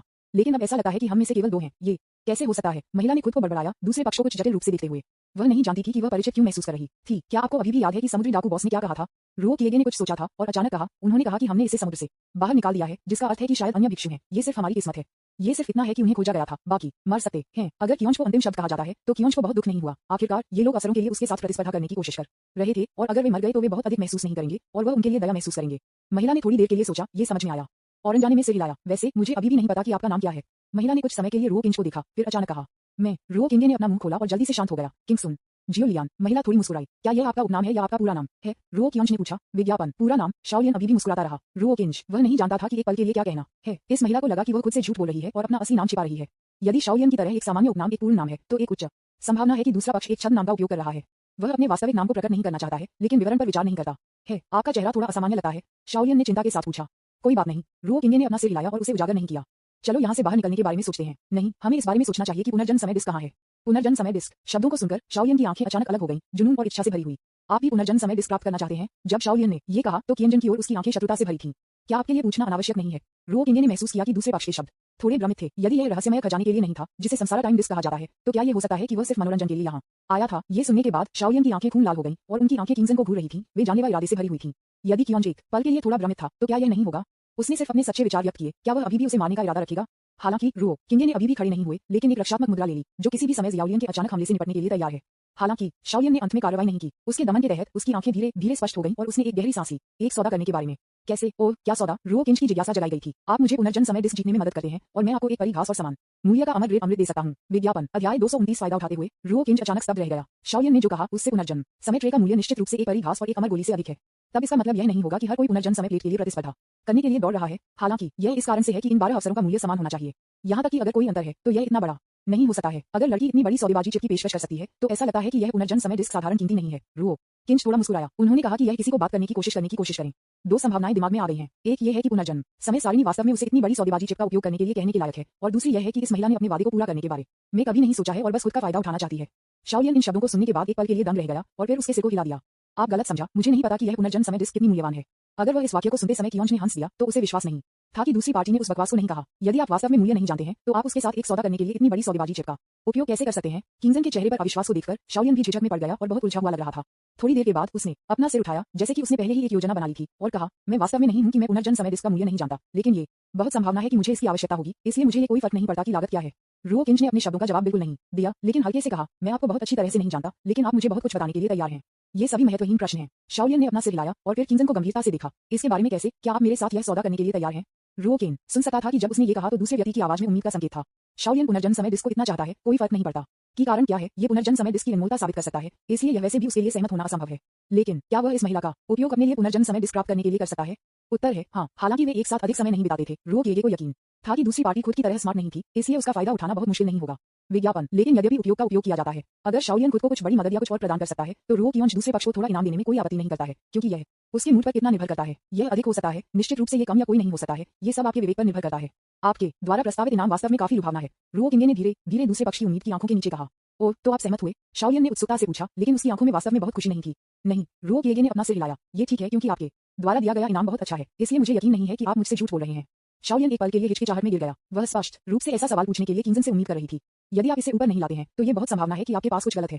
मैं वास्तव में अब मेरे हाथों में ये दो चीजें नहीं हैं। शाओलियन ने हल्के से कहा, अच्छा आदमी, यह अभी भी समय की बर्बादी है। अगर कियान जी को अवाक महसूस किया, तो वह उसे यह वादा क्यों देगी, भले ही वह नहीं करे। लेकिन मैं इसे पहले देना चाहूंगा, और कोई बात नहीं, मैं आपको वह इनाम दूंगा जिसे आप हकदार हैं। शाओलियन ने गंभीरता से कहा और जोड़ा, बेशक मैंने जिन शर्तों का उल्लेख किया है वे वास्तव में मुश्किल हैं। इसे स्वीकार करें, भले ही आप सहमत न हो। मैं कुछ भी नहीं कहता, चलो अलविदा कहो। मुझे इससे पहले पता चला कि किंजन अपने पुनर्जन्म समय डिस्क को छीनना चाहता था, इसलिए उसने ऐसा भयंकर रूप दिखाया। आखिरकार पुनर्जन्म समय डिस्क उसके लिए बहुत महत्वपूर्ण है, लेकिन अब जब वह शांत हो गई है, तो शाओलियन की इतनी बड़ी प्रतिक्रिया नहीं है। यहाँ तक कि अगर किंजन सहमत नहीं है, तो शाओलियन उसे शर्मिंदा नहीं करेगा, लेकिन युद्ध के मैदान पर छीनने पर उसे एक दुश्मन के रूप में मानेगा। रो कियोंज ने सिर हिलाया। मेरे लिए अपने सौदे से सहमत होना वास्तव में असंभव है। आखिरकार आपके पास तैयार अमर घास और अमर गोली है। लेकिन रो किंज ने अचानक इस विषय को बदल दिया। हम पहले एक साथ जा सकते हैं, और जब हम इसे पाते हैं तो पुनर्जन्म डिस्क को अलग करने और छीनने में बहुत देर नहीं होगी। अगर कियोंज को पता था कि इस महिला के पास कोई तैयार उत्पाद नहीं थे, तो दूसरी पार्टी निश्चित रूप से संदिग्ध हो जाएगी। यदि वह अभी भी सहमत थी, तो उसने उसका उपयोग करने का विचार छोड़ दिया। हालांकि यह कहा जाता है कि आप एक दूसरे का लाभ नहीं उठा सकते हैं। इसका मतलब यह नहीं है कि ये दोनों के लिए सीधे अलग होने के लिए सबसे अच्छा विकल्प है। अब उन दोनों को ये पता नहीं चला है कि वे कहाँ हैं। अकेले चलो जहाँ पुनर्जन्म समय डिस्क है। जब तक वे इसका पता लगाते हैं, तब तक पुनर्जन्म समय डिस्क को दूर ले जाया जा सकता है, इसलिए इस समय अस्थायी रूप से सहयोग करना सबसे बुद्धिमान है। पसंद। शाओलियन ने थोड़ी देर के लिए इसके बारे में सोचा और पेशेवरों और विपक्षों को समझा और सिर हिलाया। ठीक है, वर्तमान स्थिति को देखते हुए हम वास्तव में अस्थायी रूप से एक साथ यात्रा कर सकते हैं। विज्ञापन। अब हमें ये पता लगाना है कि हम पहले कहाँ हैं। रो किंग ने बकवास बात नहीं की, लेकिन उसकी ठुड्डी को पकड़ लिया और सोच में पड़ गया। समुद्री डाकू के शरीर पर एक नक्शा जैसा कुछ होना चाहिए, शाओलियन ने अचानक कहा। रो कियोंज ने उसे देखा और सिर हिलाया। ठीक है, मैं इसे देखूंगा। रो किंग जमीन पर समुद्री डाकू लाशों की ओर चला गया और उन्हें खोजने लगा। शाओलियन सिर्फ शो देखने के आसपास नहीं बैठे, वह भी किंजन के पक्ष में चली गई और मदद की। हालांकि उन दोनों ने समुद्री डाकू के शरीर के लगभग पूरे शरीर को खोजा, लेकिन एक नक्शा नहीं मिला। ये थोड़ा अजीब है, एक समुद्री डाकू के रूप में उसके शरीर पर नक्शा क्यों नहीं है? शाओलियन ने अपने सिर को रगड़ दिया, न जाने क्या करना है एक पल के लिए। रो कियोंज भी काफी हैरान था। उसकी आंखें नाव के बाहर गिर गईं, लगातार बहते हुए पानी में खाली घूर रही थी। इस दृश्य को देखकर एक विचार अचानक उसके दिमाग में आ गया। जब वह ये सोचता था, तो रो किंग की आंखें जलती थीं और वह तेज गति से कप्तान के केबिन की ओर भागा। नक्शे जैसी चीजें आमतौर पर कप्तान के केबिन में रखी जाती हैं। अगर वह पानी के निरंतर प्रवाह को नहीं देखता था और जहाज को हिलाने के बारे में सोचता था, तो उसके लिए यह सोचना मुश्किल होगा कि नक्शा कप्तान के केबिन में होगा। जब वे कप्तान के पास पहुंचे केबिन, रो किंग ने पतवार के बगल में मेज पर एक नक्शा फैलाया। रो कियोंज ने अपने टकटकी को मैप करने के लिए कम कर दिया। यह नक्शा पीला हो गया है और गंदगी के साथ दाग है। यह स्पष्ट रूप से लंबे समय से उपयोग किया गया है। थोड़ी देर के लिए नक्शे को देखने के बाद रो कियोंज ने जल्दी से महसूस किया कि कुछ बहुत गलत था। इस नक्शे में केवल केंद्र में एक द्वीप है और इसके चारों ओर केवल एक अंतहीन महासागर है। यदि आप उतरना चाहते हैं तो आप केवल इस द्वीप को चुन सकते हैं। यह ऐसा था जैसे किसी ने जानबूझकर उन्हें इस द्वीप पर निर्देशित किया। क्या ऐसा हो सकता है कि हाफ एम्परर के खंडहर के मालिक ने इसकी व्यवस्था की? रो किनगे ने खुद को बड़बड़ाया। इस समय शाओलियन भी कप्तान के कमरे में चला गया, उसकी तरफ आया और नक्शे को उत्सुकता से देखा। ओह, क्या आपको नक्शा मिला? विज्ञापन अध्याय 230 गोल्डन क्लॉक डिस्क का प्रेत। हाँ, रो किंच ने सिर हिलाया, उसकी अभिव्यक्ति गंभीर हो रही है। लेकिन इस नक्शे के बारे में कुछ बहुत अजीब है। नक्शे पर केवल एक द्वीप है और ऐसा लगता है कि यह जानबूझकर हमें वहां मार्गदर्शन कर रहा था। डॉट डॉट उद्धरण चिन्ह। ये सुनने के बाद शाओलियन भी एक पल के लिए सोच में पड़ गया। थोड़ी देर के बाद उसने सिर हिलाया और कहा, यह अच्छा नहीं है। ये सीधे हमें इंगित करता है कि पुनर्जन्म समय डिस्क कहाँ है। उनकी राय में नक्शे पर केवल एक द्वीप है और यह इतना स्पष्ट है कि केवल दो संभावनाएं हैं। सबसे पहले पुनर्जन्म समय डिस्क वहां छिपी हुई है, दूसरा एक जाल है। एक पुरानी कहावत है जो अच्छी तरह से चलती है, यह विश्वास करना बेहतर है कि कुछ मौजूद है जो मौजूद नहीं है। तो रो कियोंज और शाओलियन इस द्वीप पर जा रहे हैं, चाहे कोई भी हो। और यहाँ तक कि अगर यह एक जाल है तो यह कोई बड़ी बात नहीं है। आखिरकार भले ही कोई जाल है, उनके लिए इसका विरोध करना असंभव है। इस खंडहर का उद्देश्य भिक्षुओं को अवसर देना है, न कि उन्हें दुश्मन के रूप में व्यवहार करना। अब हमें यह पता लगाना है कि यह कहाँ है। शाओलियन ने कहा, यह देखा जा सकता है कि वह इस द्वीप को खोजने के लिए इंतजार नहीं कर सकती। हालांकि अपनी आध्यात्मिक चेतना की खोज करने के बाद यह अभी भी पहले की तरह ही है और वह केवल 100 मीटर के भीतर दूरी महसूस कर सकता है। यह शाओलियन को नहीं पता था कि एक पल के लिए क्या कहना है। ये देखते हुए कि दूसरे पक्ष की अभिव्यक्ति के साथ कुछ गलत था, रो किएगे ने भी अपनी आध्यात्मिक चेतना की जांच की और पाया कि रेगिस्तान में पहले की तरह वह केवल 100 मीटर के भीतर पर्यावरण को समझ सकता था। ऐसा लगता है कि आपकी चेतना भी मेरी तरह ही प्रतिबंधित है। शाओलियन ने कियंजन की अवाक अभिव्यक्ति को देखा और कहा, मैं केवल अन्य तरीकों के बारे में सोच सकता हूँ। रो किंज ने असहाय रूप से कहा और फिर जियाओलियन पर ध्यान देना बंद कर दिया और एक समाधान के बारे में सोचना शुरू कर दिया। बेशक अभी भी कई समाधान हैं, लेकिन उसे जो चाहिए वह सबसे तेज है।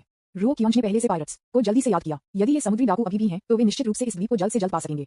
इस बारे में सोचते हुए रो कियोंज जल्दी से पायरेट्स की लाशों में भाग गया, ये देखने के लिए कि क्या कोई बचे थे। लेकिन शाओलियन को एक झटका के साथ मार दिया गया था, तो उसे कैसे जीवित रखा जा सकता है? रो कियोंज जल्दी फिर से सोच में पड़ गया। इस समय शाओलियन भी आया। इस समय वह पहले से ही थोड़ी अधीर थी। क्या आपने एक तरह से सोचा है? उसने उम्मीद की आंखों से किंजन को देखा। विज्ञापन ये चिंतित होने के लिए बेकार है। जितना अधिक आप पुनर्जन्म डिस्क प्राप्त करना चाहते हैं, उतना ही शांत होना आपको होना चाहिए। रो किंगे ने इन शब्दों को छोड़ने के बाद उसने शाओलियन को नजरअंदाज कर दिया और फिर से अपना सिर नीचे कर दिया। ये सुनने के बाद कि किंजन ने क्या कहा, शाओलियन केवल अपना मुंह बंद कर सकता है और शांत करने की कोशिश कर सकता है, चाहे वह कितनी भी चिंतित हो। लेकिन इससे पहले कि वह पूरी तरह से शांत हो सके, रो किएगे ने पहले ही एक तरह से सोचा था।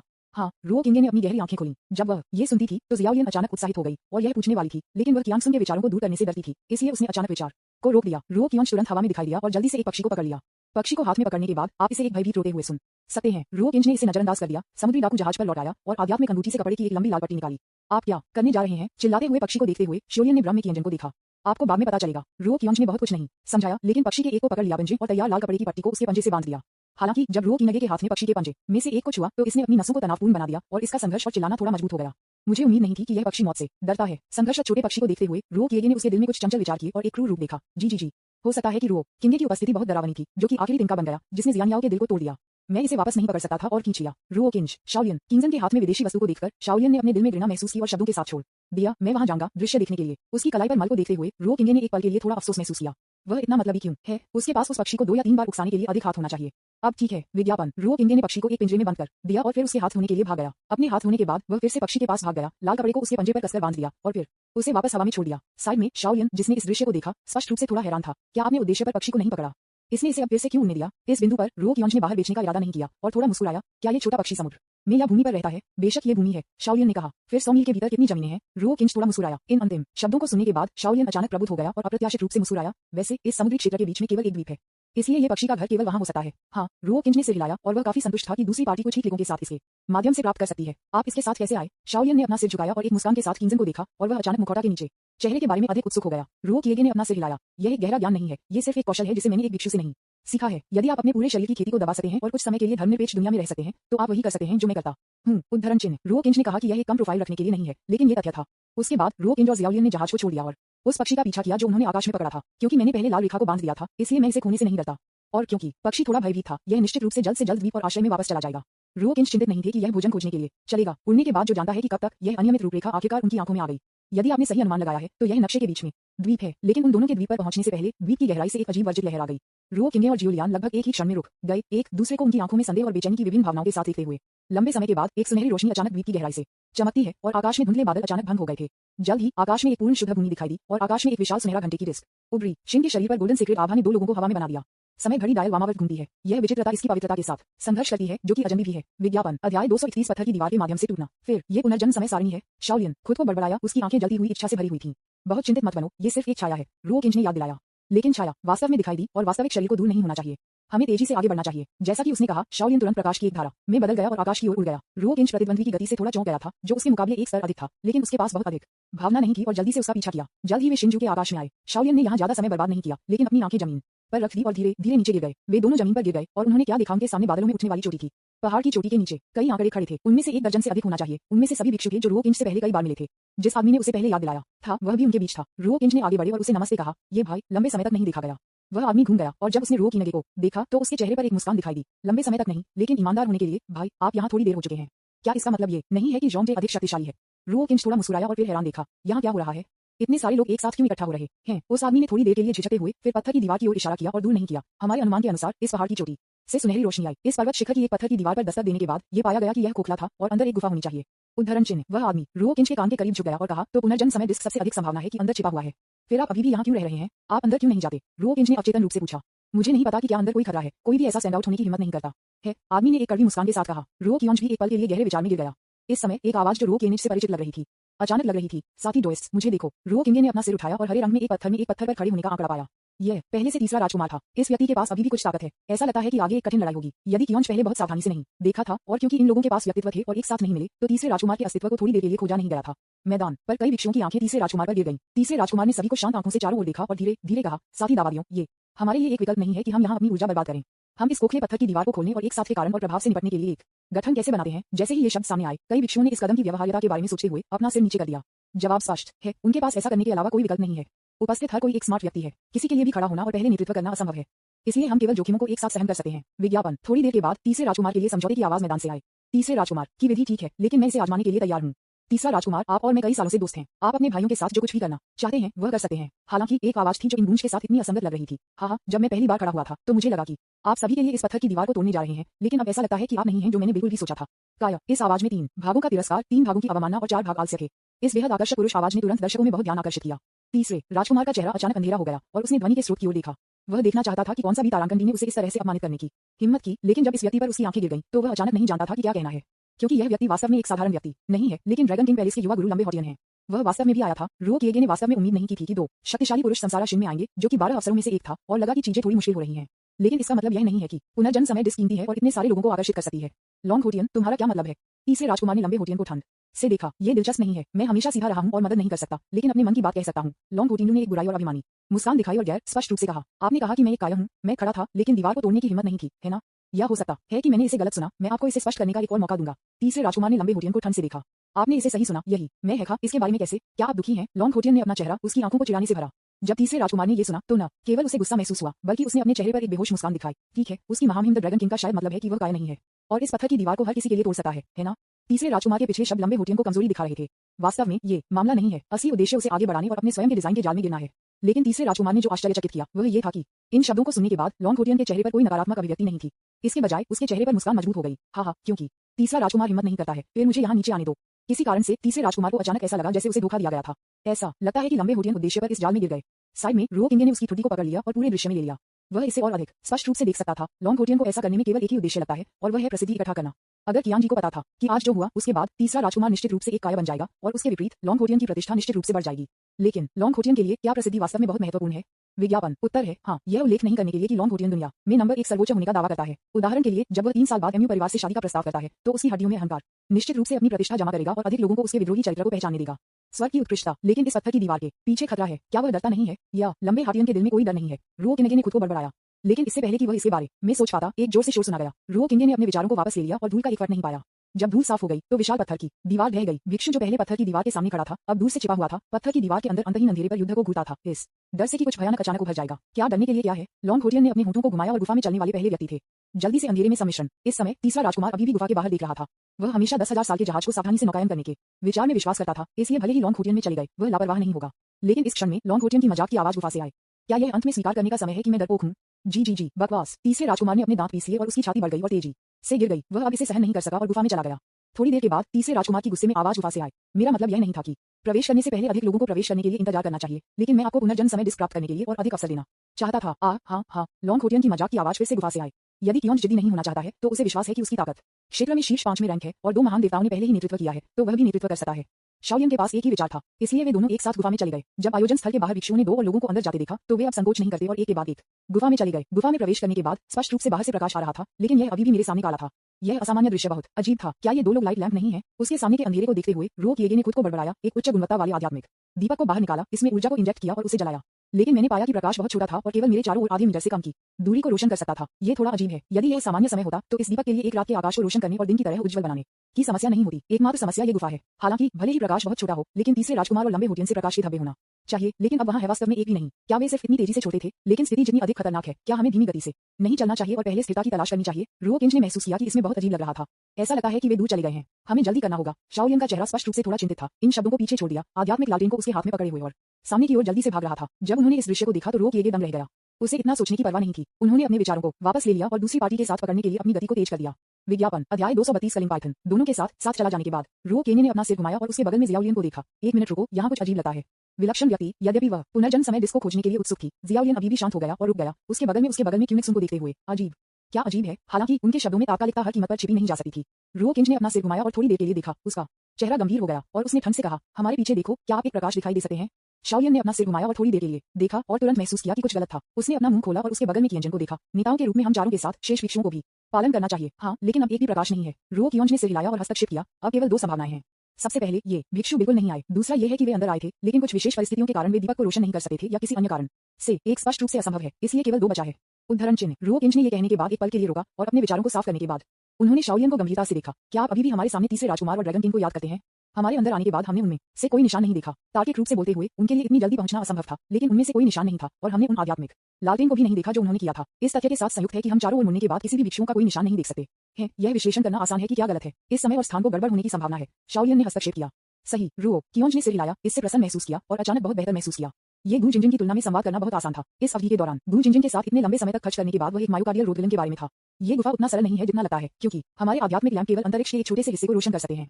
जिस क्षण हमने इस गुफा में प्रवेश किया, समय और स्थान बाधित हो गया। रो कियोंज ने विश्लेषण किया। फिर हमें अब क्या करना चाहिए? ऐसा लगा था कि वह पुनर्जन्म समय सारणी के बारे में चिंतित थी और जियाउलियन के लिए शांत होना मुश्किल था जब उसे एहसास हुआ कि वह मुसीबत में थी। कोई भी नहीं, चलो अभी धीरे धीरे चलते हैं और आसपास के वातावरण का निरीक्षण करते हैं। रो कियोंज ने कहा। विज्ञापन। ये कहने के बाद वह शाओलिन के सामने खड़ा हो गया, नेतृत्व किया और चलना शुरू कर दिया। यह इसलिए भी है क्योंकि मैं बहुत तेजी से भागा और आसपास के वातावरण में ध्यान से नहीं देखा। अब धीमा होने के बाद आसपास के सभी वातावरण एक नजर में स्पष्ट है। बेशक ये केवल आधे मीटर के भीतर स्पष्ट रूप से चीजों को देखने में सक्षम है और आगे की चीजें धुंधली या अस्पष्ट भी होंगी। और ऐसा लगता है कि यहाँ का वातावरण विशेष रूप से विशेष नहीं है। जमीन पर अंधेरे पत्थरों के अलावा और कुछ नहीं है। यहाँ तक कि पौधे जैसे कि काय जो गुफा के मृत चुप्पी को बंद करने के लिए लगता है। अगर हम इस तरह से चलते रहेंगे तो हमें कुछ भी नहीं मिलेगा। हमें दीवार के चारों ओर चलना होगा। जैसा कि हम चल रहे थे, हमारे बगल में शाओलिन ने अचानक कहा। रो किंज ने थोड़ी देर के लिए सोचा और महसूस किया कि दूसरे पक्ष ने जो कहा वह समझ में आया। कम से कम दीवार के चारों ओर घूमना उन्हें पता था कि वे किस दिशा में जा रहे थे, जो सड़क पर चलने से बेहतर था और केवल जमीन पर पत्थरों को देख रहा था। उन दोनों ने अपने दिमाग को बदल दिया और आधा कप चाय से कम में दीवार को छूते हुए किनारे की ओर चले गए। हालांकि रो कियोंज थोड़ा निराश था कि रंग या भित्ति चित्रों की तरह कोई सुराग नहीं थे दीवार। इस समय अधीरता के संकेत के साथ एक ठंडी महिला आवाज अचानक रो किंज के दिल में लग रही थी। आगे बढ़ो, मुझे पता है कि मुझे आपको बताए बिना आगे बढ़ना है। रो किंग ने महसूस किया कि इस हरे पाइथन के बारे में कुछ अकथनीय था। जल्दी करो। किंग पाइथन के असंतुष्ट आग्रह को सुनकर रो कियोंज केवल अवाक रूप से सहमत हो सकता है। उसके दिल में ये कहते हुए मुझे समझाने का मतलब भी नहीं है। हालांकि वह असंतुष्ट था, लेकिन उसके कदम बिल्कुल धीमे नहीं थे। लगभग एक छड़ी की धूप के लिए चलने के बाद किंग पाइथन की आवाज उसके दिल में फिर से लग रही थी। आगे की दीवार में एक मार्ग है, अंदर चलना याद रखें। क्या आप देख सकते हैं कि आपके सामने क्या चल रहा है? रो किंज अचानक उलझन में महसूस किया। चिंता मत करो, मैं तुम्हें नुकसान नहीं पहुंचाऊंगा, जैसा कि मैं कहता हूँ। किंग पाइथन की आवाज अधीर थी। मुझे नहीं पता कि क्यों, लेकिन किंग पाइथन ने इस बात पर जोर दिया कि वह खुद को नुकसान नहीं पहुंचाएगा। लेकिन रो केन ने महसूस किया कि दूसरे पक्ष को उसे नुकसान पहुंचाने का विचार था। लेकिन इसके बारे में सोचने के बाद मैंने जल्दी से इस विचार को खारिज कर दिया। सांप ने उसे बिल्कुल भी अच्छा नहीं किया और इतने लंबे समय तक रहकर इस सांप का एक अच्छा चरित्र होना चाहिए। इतना अधीर होने का मतलब ये होना चाहिए कि कुछ बड़ा हुआ है। विज्ञापन। रो किंग ने देरी करने की हिम्मत नहीं की और जल्दबाजी में अपनी गति को तेज कर दिया। हालांकि शाओलिन उलझन में था कि उसे अचानक गति क्यों देनी पड़ी, फिर भी उसने बिना पूछे जल्द ही मैंने पत्थर की दीवार के अंदर एक मार्ग देखा। रो किंग ने किंग पाइथन ने जो कहा उसके अनुसार और जल्द ही 3 कांटे के साथ केवल कुछ वर्ग मीटर के एक छोटे एयरटाइट स्टोन रूम में आया। बीच में कांटा पर जाओ। किंग पाइथन की आवाज उसके दिल में लग रही थी। रो कियोंज थोड़ी देर के लिए हिचकिचाया, लेकिन अंत में अंदर जाने के लिए चुना। लोगों पर विश्वास करें, लेकिन उन पर संदेह न करें, और लोगों पर संदेह करें यदि आप उन पर विश्वास नहीं करते हैं। संकोच केवल आपको एक बदतर स्थिति में गिर जाएगा। जल्द ही 2 और कांटे दिखाई दिए। इस बार बाईं ओर ले लो। किंग पाइथन की आवाज फिर से उसके दिल में लग रही थी। रो किए सड़क में इस कांटे की ओर चला गया। मार्ग बहुत संकीर्ण है और केवल एक व्यक्ति से गुजरने वाले को समायोजित कर सकता है। रास्ते में शाओलिन जो पीछे का पीछा कर रहा था वह मदद नहीं कर सकता था, लेकिन कहा, क्या आपको पुनर्जन्म समय डिस्क के लिए कोई सुराग मिला है? मुझे नहीं पता, चलो पहले देखें। रो किंज ने थोड़ी देर के लिए सोचा और यह जानबूझकर कहा। शाओलिन जानता था कि इस समय सवाल पूछने से कोई सकारात्मक प्रभाव नहीं पड़ेगा, इसलिए वह केवल अपने दिल में अधीरता को दबा सकती है और धीरे धीरे रो कियोंज का अनुसरण कर सकती है। सड़क के अंत में एक विशाल पत्थर का कमरा है। रो किंज को यह जानकर आश्चर्य हुआ कि यहाँ दीवारों पर कई मशालें जलाई गईं, जिससे वह पूरी जगह को स्पष्ट रूप से देख सके। ये थोड़ा अजीब है जब आप इसके बारे में ध्यान से सोचते हैं। यह मशाल कब तक जलाया गया है? हालांकि अगर कियोंज ने यहाँ बहुत अधिक सोचा नहीं था, तो सबसे आकर्षक चीज निस्संदेह पत्थर के कमरे के अंत में दीवार पर लटकने वाली गोल्डन टाइम प्लेट है, जिसमें एक पवित्र वातावरण है। और यह सांस बिल्कुल वैसी ही है जैसा मैंने पहले आकाश में महसूस किया था। लेकिन इससे पहले कि रो केन लंबे समय तक उत्साहित हो पाते, उसकी आंखों ने गलती से घड़ी की प्लेट के नीचे एक कल किए गए सियान पाइथन की एक झलक पकड़ी, जिसमें उसकी आंखें कसकर बंद हो गईं। इस समय रो कियोंज स्पष्ट रूप से अपने डेंटियन कामने में अजगर की मूर्ति को महसूस कर सकता है। विज्ञापन। अध्याय 233। सहयोग। तुम्हारे साथ क्या गलत है? रो किंज ने उसके दिल में पूछा। किंग पाइथन के साथ कुछ गलत था, लेकिन वह दूसरे पक्ष की प्रतिक्रिया के लिए इंतजार नहीं कर सकता था। मुझे क्षमा करें, पुनर्जन्म का चक्र वास्तव में मेरे लिए महत्वपूर्ण है। मैं आपको एक एहसान का एहसानमंद हूँ। यदि कियोंज ने शाओलियन की कानाफूसी को उसके कानों में सुना जब वह अपने होश में वापस आ गई तो उसने पाया कि वह पहले से ही पुनर्जन्म समय डिस्क की दिशा में बहुत तेजी से चल रही थी। धिक्कार है, आपके पास मार्शल नैतिकता नहीं है क्या आप? रो कियोंज गूंगा था। वर्तमान स्थिति में शाओलियन निश्चित रूप से उसके सामने पुनर्जन्म समय डिस्क प्राप्त करेगा। बस जब रो किए कार्रवाई करना चाहता था तो उसने अचानक पाइथन को जमीन पर लेटा हुआ याद किया और तुरंत कार्रवाई करने के बारे में सोचना बंद कर दिया। वैसे वह क्यों भूल गया कि पुनर्जन्म समय डिस्क जैसे कीमती खजाने को कुछ तरीकों से संरक्षित किया जाना चाहिए और जमीन पर पड़ा पाइथन शायद बचाने के लिए डिजाइन किया गया है दूसरों से पुनर्जन्म डिस्क। इस स्थिति में सबसे अच्छा विकल्प एक तरफ खड़े होना और लाभ प्राप्त करने के लिए प्रतीक्षा करना है। रो किंगे ने कार्रवाई करना बंद कर दिया और बस अपने चेहरे पर एक मुस्कान के साथ शाओलियन को देखा क्योंकि वह धीरे धीरे पुनर्जन्म समय डिस्क के पास पहुंची। यह महिला अभी भी थोड़ी चिंतित है। वह झूठ बोलने वाले पाइथन के बारे में भी भूल गई। रो किंगे ने अपना सिर हिला दिया। क्या पुनर्जन्म समय सारणी वास्तव में उसके लिए बहुत महत्वपूर्ण है? ये सब इतना बुरा है कि वह इसे खो सकती है। पवित्रता की बात। इस समय शाओलियन की आंखें चिलचिलाती गर्मी से भरी हुई थीं। वह घड़ी को दूर नहीं देख रही थी। उसके शिष्य लगातार पतला हो रहे थे और उसके दिल की धड़कन भी तेजी से बढ़ रही थी। वह इसे खोजने वाली थी और उसे वह पतला मौका मिला। हालांकि यह पतला था, यह अभी भी एक अवसर था। जब तक एक अवसर है वह जो कुछ भी कर सकता है वह कर सकता है। लेकिन बस जब उसका शरीर पुनर्जन्म समय डिस्क के साथ सीधे संपर्क में आया तो पाइथन ने जमीन पर कल किया। अचानक अपनी आंखें खोल दी और सीधे ज़ियाओलियन के शरीर की ओर टकराया। शाओलियन का ध्यान पूरी तरह से पुनर्जन्म समय डिस्क पर केंद्रित था और वह यह महसूस करने में असमर्थ थी कि पाइथन ने अपनी आंखें खोली और उसे मारा। जैसे ही उसके हाथ में पुनर्जन्म डिस्क को छुआ उसके पूरे शरीर को पाइथन के सिर से सीधे धकेल दिया गया और वह जमीन पर गिर गई। उसके उठने के बाद उसके मुंह के कोने से उज्जवल लाल रक्त का एक मुंह बह गया।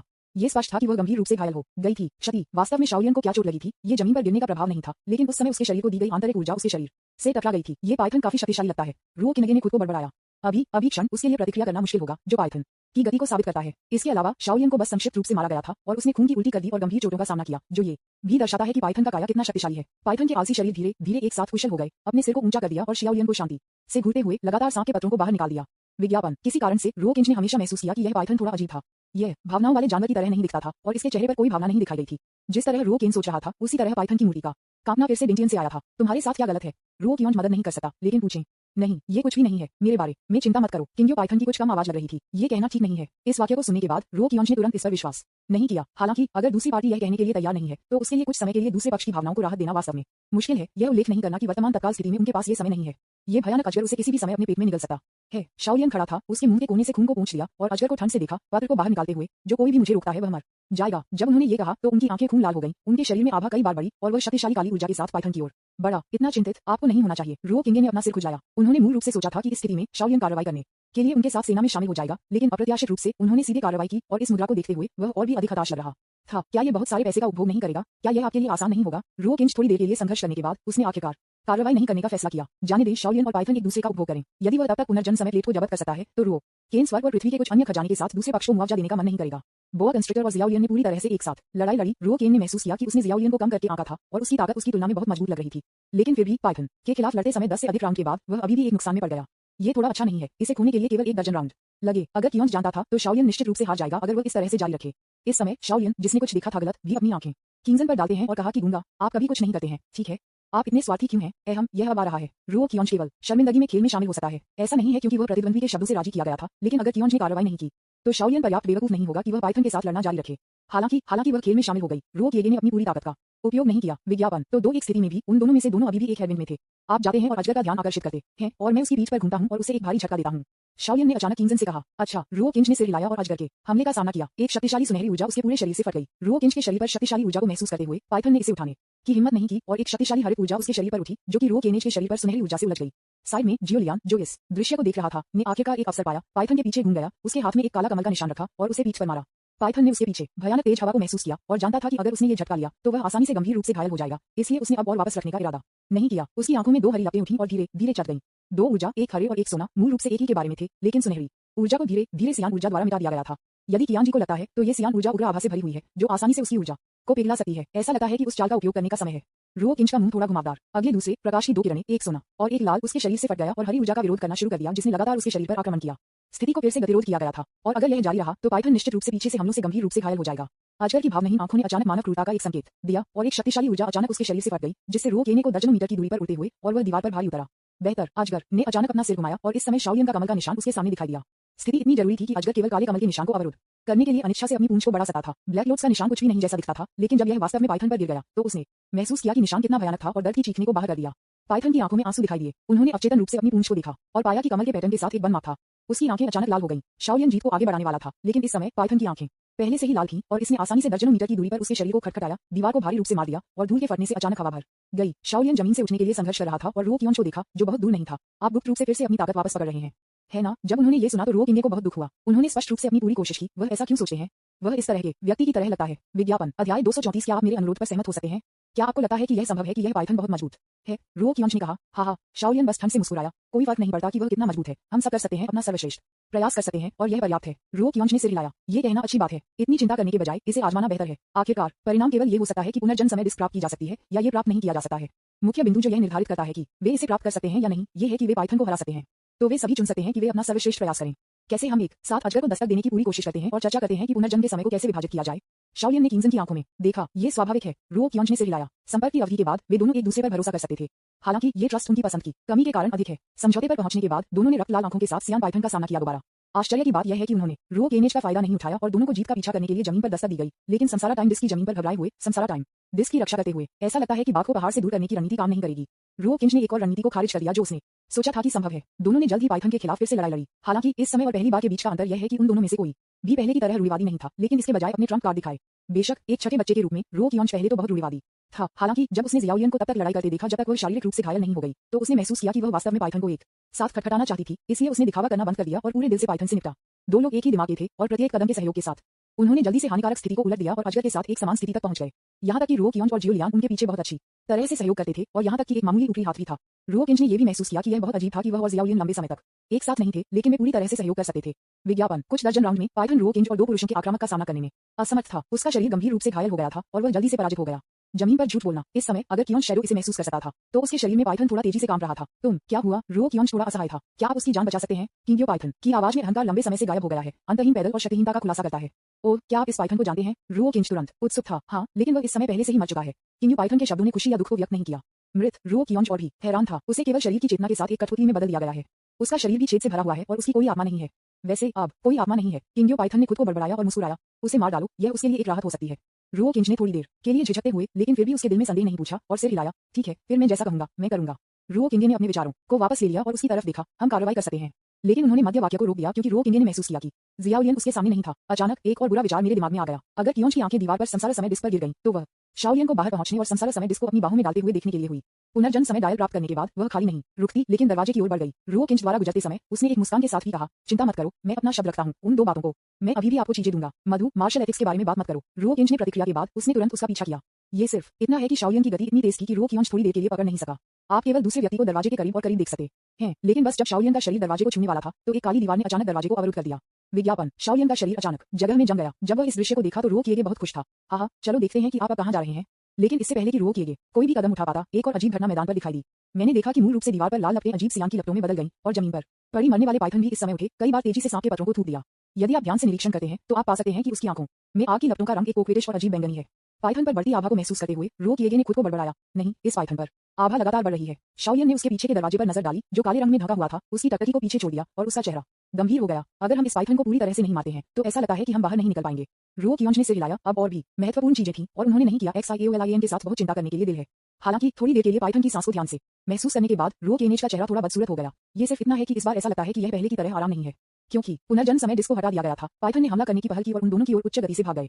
दोनों ने जल्दी से अपनी स्थिति को स्थिर कर दिया और पहले की तरह एक दूसरे के सहयोग पर भरोसा करके पाइथन को हराने के लिए तैयार किया। लेकिन इस बार मैं पहले की तरह भाग्यशाली नहीं था। पाइथन की ताकत दोगुनी से अधिक थी। सिर्फ एक दर्जन राउंड में रो किंज और जियोलियान गंभीर रूप से घायल हो गए और जमीन पर दस्तक दी। रो किएगे ने खून का एक बड़ा मुंह बाहर निकाल दिया और क्रूर पाइथन को दूर नहीं देखा। ये सब लगभग एक पलक झपके ही हुआ, लेकिन वह वास्तव में जमीन पर खटखटाया गया और गंभीर रूप से घायल हो गया। पहली बार उन्होंने महसूस किया कि मृत्यु उनके बहुत करीब थी। वह हमेशा सिस्टम के साथ आश्वस्त रहा है, लेकिन अब ऐसा लगता है कि सिस्टम सर्वशक्तिमान नहीं है। यहाँ तक कि अगर वह अमर घास के अमृत को निगल लिया तो उसके लिए शक्तिशाली आदमी को हराना उसके लिए असंभव था, जिसकी आभा खगोलीय अमर के चरम पर पहुंच गई थी। आप जानते हैं, उसकी ताकत केवल एक छोटी सी पृथ्वी अमर है। यदि आप तुरंत नहीं मारे गए हैं और आप कुछ राउंड के लिए बने रहे हैं तो आप पहले से ही बहुत मजबूत हैं। आप पलटवार की उम्मीद कैसे कर सकते हैं? इस समय रो किंगे ने एक गर्म और परिचित शरीर को अपनी तरफ से रेंगते हुए महसूस किया और धीरे धीरे कहा, मेरे पास आपको जीवित रखने का एक तरीका है। क्या आप मेरे अनुरोध पर सहमत हो सकते हैं? विज्ञापन अध्याय 235 एक व्यक्ति को फिर से जीवित करना। रो किंगे ने अपना सिर घुमाया और पाया कि यह आंकड़ा शाओलियन था। इस समय खून का एक निशान उसके मुंह के कोने से बह रहा था। उसकी सांस थोड़ी अव्यवस्थित थी और उसका शरीर स्पष्ट रूप से गंभीर रूप से घायल हो गया था। रो कियोंश ने पहली बार पाइथन पर नजर डाली कि यह सुनिश्चित करने के लिए बहुत दूर नहीं है कि इसका मतलब यह नहीं है, और फिर शाओलियन को देखा। आपका क्या मतलब है? सचमुच अहम। शाओलियन ने एक गहरी सांस ली और धीरे धीरे कहा, यदि आप मेरे अनुरोध से सहमत हो सकते हैं तो मैं न केवल आपको जीवित रहने की अनुमति दूंगा बल्कि पुनर्जन्म समय डिस्क को भी दूर ले जाऊंगा। ये सुनकर रो किंज को स्तब्ध कर दिया गया। स्वाभाविक रूप से वह इस पाई इन द स्काई चीज पर विश्वास नहीं करेगा और जवाब देने की जल्दी में नहीं था। क्या आपको विश्वास नहीं है कि मैंने क्या कहा? हाँ, रो कियोंश ने बिना किसी हिचकिचाहट के सिर हिलाया। यह विश्वास करना सामान्य नहीं है। वह कियोंजन के जवाब से बहुत आश्चर्यचकित नहीं था। क्या आप इस बारे में उत्सुक नहीं हैं कि मैं आप क्या वादा करना चाहता हूँ? जब उसने ये कहा तो उसकी आवाज में कांपने का संकेत था, जैसे कि उसका मूड थोड़ा अस्थिर था। तो मुझे बताओ। रुओ कियोंज ने थोड़ी देर के लिए सोचा और कहा, क्या आप जानते हैं कि मैं पुनर्जन्म समय डिस्क को इतना क्यों जीतना चाहता हूँ कि मैं भी अपने जीवन को जोखिम में डालता हूँ? क्या? उसने पूछा। क्यों? रुओ कियोंज ने अनुमान लगाने में समय बर्बाद नहीं किया। आखिरकार वहाँ एक अजगर को प्रतिष्ठित रूप से देख रहा था और यह किसी भी समय कार्रवाई कर सकता है। लेकिन इससे पहले कि शाओलियन कुछ भी कह सके, जानबूझकर इरादे के साथ एक आभा जल्दी से उनकी दिशा में पहुंच गई। अगर कियोंज ने अपना सिर घुमाया और पाया कि पाइथन पहले से ही उसकी ओर भाग रहा था, तो उसे इसके बारे में बहुत ज्यादा सोचने की जरूरत नहीं थी। उद्देश्य पुनर्जन्म समय डिस्क होना चाहिए। क्या आप मेरे अनुरोध के लिए सहमत हो सकते हैं? शाओलियन ने अजगर को नजरअंदाज कर दिया और उम्मीद की आंखों के साथ किंजन को देखा। कोई फर्क नहीं पड़ता कि आपका अनुरोध क्या है, मैं आपसे वादा करता हूँ। आशा से भरी दूसरी पार्टी की आंखों को देखते हुए रुओ केन ने दृढ़ता से कहा, क्या ये सिर्फ एक अनुरोध नहीं है? तो क्या होगा अगर आपको तलवारों के पहाड़ों पर चढ़ना है, आग के समुद्रों में उतरना है, या यहाँ तक कि सितारों तक पहुंचना है? विज्ञापन। कोई फर्क नहीं पड़ता कि दूसरे पक्ष के अनुरोध को पूरा करना कितना मुश्किल है, यह अभी भी सीधे मरने वाले व्यक्ति की तुलना में बेहतर है। पुनर्जन्म समय प्लेट प्राप्त करने का उल्लेख नहीं है, इसे रखें। शाओलियन ने एक काले पत्थर को किंजन के हाथ में भर दिया और फिर क्रॉस लेग बैठ गया। उसके शरीर से शक्तिशाली आभा का विस्फोट हो गया, जिससे उसके 10 मीटर से अधिक दूर उसके पास आ जाने के लिए अजगर को खटखटाया गया। इतना मजबूत। भले ही शाओलियन ने जानबूझकर रुओ कियांगे से अपनी ताकत वापस ले ली, केन के पास एक बेकाबू आफ्टरमैथ था और उसने अपने शरीर को कई मीटर की दूरी पर वापस खटखटाया। यह आभा अचानक अलग क्यों हो गई? रुओ कियोंज शाओलियन में खाली दिख रहा था, जिसका शरीर था लगातार काली ऊर्जा का उत्सर्जन। इन ऊर्जाओं ने धीरे धीरे एक कमल के फूल का आकार बनाया। विशाल कमल धीरे धीरे सिकुड़ गया, शुद्ध ऊर्जा में बदल गया और काले पैटर्न के साथ शाओलियन के शरीर कोटिंग। यदि कियांग जी इसे महसूस कर सकता है, तो इस समय शाओलियन के शरीर पर आभा निश्चित रूप से एक अजगर की तुलना में होगी, और यहाँ तक कि उससे ज्यादा मजबूत भी। शाओलियन जल्द ही पाइथन के साथ लड़े और वे थोड़ी देर के लिए अविभाज्य थे। रुओ कियोंज समझ में नहीं आता कि वह अचानक मजबूत क्यों हो गई। क्या ऐसा हो सकता है कि कुछ गुप्त विधि का उपयोग किया गया था? यहाँ तक कि अगर वहाँ थे, यह इतना अपमानजनक नहीं होगा। इस लड़की के शरीर में एक बहुत बड़ी ऊर्जा है और वह अब सक्रिय रूप से इस ऊर्जा को विस्फोट करने के लिए खींच रही है, जो वास्तव में अपनी ताकत में सुधार के उद्देश्य को प्राप्त कर सकती है। ये सिर्फ इतना है कि उसका शरीर निश्चित रूप से इसे सहन करने में सक्षम नहीं होगा और केवल समय की अवधि के लिए इसका समर्थन कर सकता है, जिस बिंदु पर वह विस्फोट करेगी और मर जाएगी। इस समय किंग्यो पाइथन की आवाज अचानक रुओ किंगे के दिमाग से आई। इससे पहले कि रुओ किंग बोल पाता, किंग्यो पाइथन की कुछ अफसोस की आवाज फिर से लग रही थी। ओह, क्या अफसोस! अगर वह धीरे धीरे इस ऊर्जा को अवशोषित करने के लिए चुनती है, तो न केवल वह मर जाएगी, बल्कि वह थोड़े समय में जीवित रहने में भी सक्षम होगी। यह रुओ कियोंज को नहीं पता था कि एक पल के लिए क्या कहना है। ऐसा लगता है उसका बलिदान इतना बड़ा नहीं है। यदि कियोंज और भी अधिक उत्सुक है, तो क्या अनुरोध है कि शाओलियन ने उसे पूरा करने के लिए कहा? वह इसके लिए इतना भुगतान कर सकता है। इस समय शाओलियन के शरीर पर आभा भी खगोलीय अमर के चरम पर थी, लेकिन क्योंकि यह पाइथन कठपुतली की तुलना में अधिक लचीला था, इसलिए उसे पूरी तरह से जमीन पर दस्तक देने में देर नहीं लगी और अपनी जीवन शक्ति को मिटा दिया। जिस क्षण पाइथन आभा पूरी तरह से गायब हो गई थी, रुओ किंज के डंजिन में पाइथन की मूर्ति अभी भी काम गई थी। विज्ञापन। और शाओलियन भी असहाय रूप से जमीन पर गिर गया। रुओ किंज ने जल्दी से अपने शरीर को गले लगाया, हाथ के पीछे अपना हाथ रखा और उसकी हालत की जांच की। हालांकि उसके शरीर में भारी ऊर्जा थी, लेकिन यह अराजकता से भरा था, लगातार उसके शरीर को प्रभावित करता था। यदि यह जारी रहता है, तो वह वास्तव में विस्फोट करेगी और मर जाएगी। रुओ किंगे ने अपनी सांस की जांच की और उसके शरीर में बेचैन ऊर्जा को नियंत्रित करने की कोशिश की, लेकिन जो लोग हताश करते हैं, वह यह है कि यह बेचैन ऊर्जा ज्यादा कमजोर नहीं हुई है। उसके शरीर में दिखाई देने वाली एक सौम्य शक्ति महसूस करते हुए शाओलियन ने धीरे धीरे अपनी आंखें खोल दी। जब उसने रुओ किंज की सबसे महत्वपूर्ण अभिव्यक्ति को देखा, तो वह थोड़ी स्थानांतरित हो गई, लेकिन उसके चेहरे पर अवसाद बिल्कुल भी कम नहीं हुआ। उसने अपना सिर हिलाया। किसी भी अधिक प्रयासों को बर्बाद करने की आवश्यकता नहीं है। मैं पहले से ही एक मरने वाला व्यक्ति हूँ और आपके द्वारा बचाया नहीं जा सकता। अगर आप कोशिश नहीं करते हैं, तो आप कैसे जान सकते हैं? रुओ किएगे ने नहीं रोका। एक गहरी सांस ली और ज़ियाओलियन के शरीर में ऊर्जा के दमन को बढ़ाना शुरू कर दिया, लेकिन इसका अभी भी बहुत कम प्रभाव पड़ा। उनके दमन की गति शरीर को नष्ट करने वाली ऊर्जा की गति से कहीं अधिक हीन है और ज़ियाओलियन थोड़े समय में इससे मर जाएंगे। क्या आपको अभी भी याद है कि आपने मुझसे क्या वादा किया था? इस बिंदु पर शाओलियन की आंखों में एक अजीब चमक थी, जिसमें दिखाया गया था कि वह इस मामले के बारे में कितना सोच रही थी। कुआ। शाओलियन की आंखें आशा से भरी हुई थीं, लेकिन वे जीवन के लिए आशा नहीं कर रहे थे। रुओ कियोंज ने इस बारे में बहुत असहज महसूस किया, लेकिन उसने अभी भी एक मुस्कान के लिए मजबूर किया। बेशक मुझे याद है, बस याद है। शाओलियन ने राहत की सांस ली। इसके बारे में सोचने के बाद वह अभी भी थोड़ी असहज महसूस कर रही थी। मुझे अभी भी इस मामले का विवरण सुनने के लिए आपको इंतजार करना होगा, इससे पहले कि आप मुझसे व्यक्तिगत रूप से अपना वादा करें। वादा? ठीक है। रुओ कियोंज ने बिना किसी हिचकिचाहट के सिर हिलाया।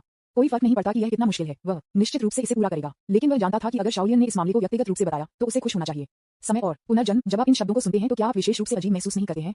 शाओलियन ने कहा। हाँ। रुओ कियोंज ने सिर हिलाया। मैं एक व्यक्ति को फिर से जीवित करना चाहता हूँ। जब मैंने इन दो शब्दों को देखा, तो मैंने स्वाभाविक रूप से इस व्यक्ति को फिर से जीवित करने का अवसर देखा। ज़ियाओलियन बड़बड़ाया, उसकी आवाज धीरे धीरे कमजोर हो गई। एक व्यक्ति को फिर से जीवित करना चाहते हैं? रुओ किंगे ने अपना मुंह खोला। यह इतना मुश्किल होने की आवश्यकता नहीं है। आपको बस उसकी आत्मा को खोजने और उसके शरीर को फिर से आकार देने की आवश्यकता है। इसकी तलाश में मैं इसे नहीं पा सकता। शाओलियन की आवाज बहुत नरम थी और उसके विद्यार्थियों धीरे धीरे शिथिलता के लक्षण दिखाए। विज्ञापन। अध्याय 236 पुनर्जन्म का अजीब चक्र। यह नहीं मिल सकता है, इसका क्या मतलब है? रुओ कियोंज और भी हैरान था। वह लंबे समय से मर चुका है। मैंने लगभग पूरी दुनिया की तलाशी ली है और उसकी आत्मा का पता नहीं लगा सकता है। ज़ियाओलियन ने यह कहा कि यह पहले से ही कमजोर आभा अचानक और भी मजबूत हो गई। ये थोड़ा कम है। रुओ किंगे ने फिर से अपना मुंह खोला। पूरी दुनिया की खोज? क्या ये बहुत पागल है? ऊपरी दुनिया इतनी बड़ी है, वह इस पर कैसे यात्रा कर सकती है? या शायद उसकी दुनिया का मतलब ऊपरी दुनिया नहीं है? क्या रुओ कियोंज को और भी अधिक झटका लगा? यदि कोई व्यक्ति अपनी आत्मा को खो देता है, यहाँ तक कि एक आधा शंकु, यहाँ तक कि एक सच्चा पैतृक क्षेत्र, या यहाँ तक कि एक आधा सम्राट भी उसे बचाने में सक्षम नहीं होगा।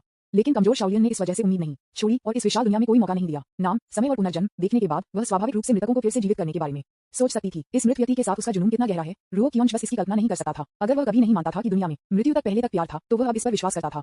आशा की इस छोटी सी झलक के लिए उसके जीवन को छोड़ने में सक्षम होने का महत्व जो मौजूद नहीं हो सकता है, वह स्वयं स्पष्ट है। मुझसे वादा करो, मेरे लिए उसे फिर से जीवित करो। तुम मुझसे वादा करना चाहिए, ठीक है? शाओलियन ने अपने पीले हाथ को फैलाया और कियंजन को कमजोर रूप से पकड़ लिया। ठंड और कांपते हुए हाथ को महसूस करते हुए रुओ किंगे ने अपने बैकहैंड में अपना हाथ पकड़ लिया, उसे थोड़ी गर्मी दी और भारी हिलाया। ठीक है, मैं आपसे वादा करता हूँ, कोई फर्क नहीं पड़ता कि पुनर्जन्म समय डिस्क इसे कर सकती है या नहीं। आओ, मैं निश्चित रूप से उसे फिर से जीवित कर दूंगा। ठीक है, ठीक है। शाओलियन का घबराया और पीला चेहरा आखिरकार आराम से हो गया। एक राहत की मुस्कान का खुलासा करते हुए, फिर मैं बिना पछतावा के मर जाऊंगा। वह बहुत थक गई है और अब वह बस आराम करना चाहती है।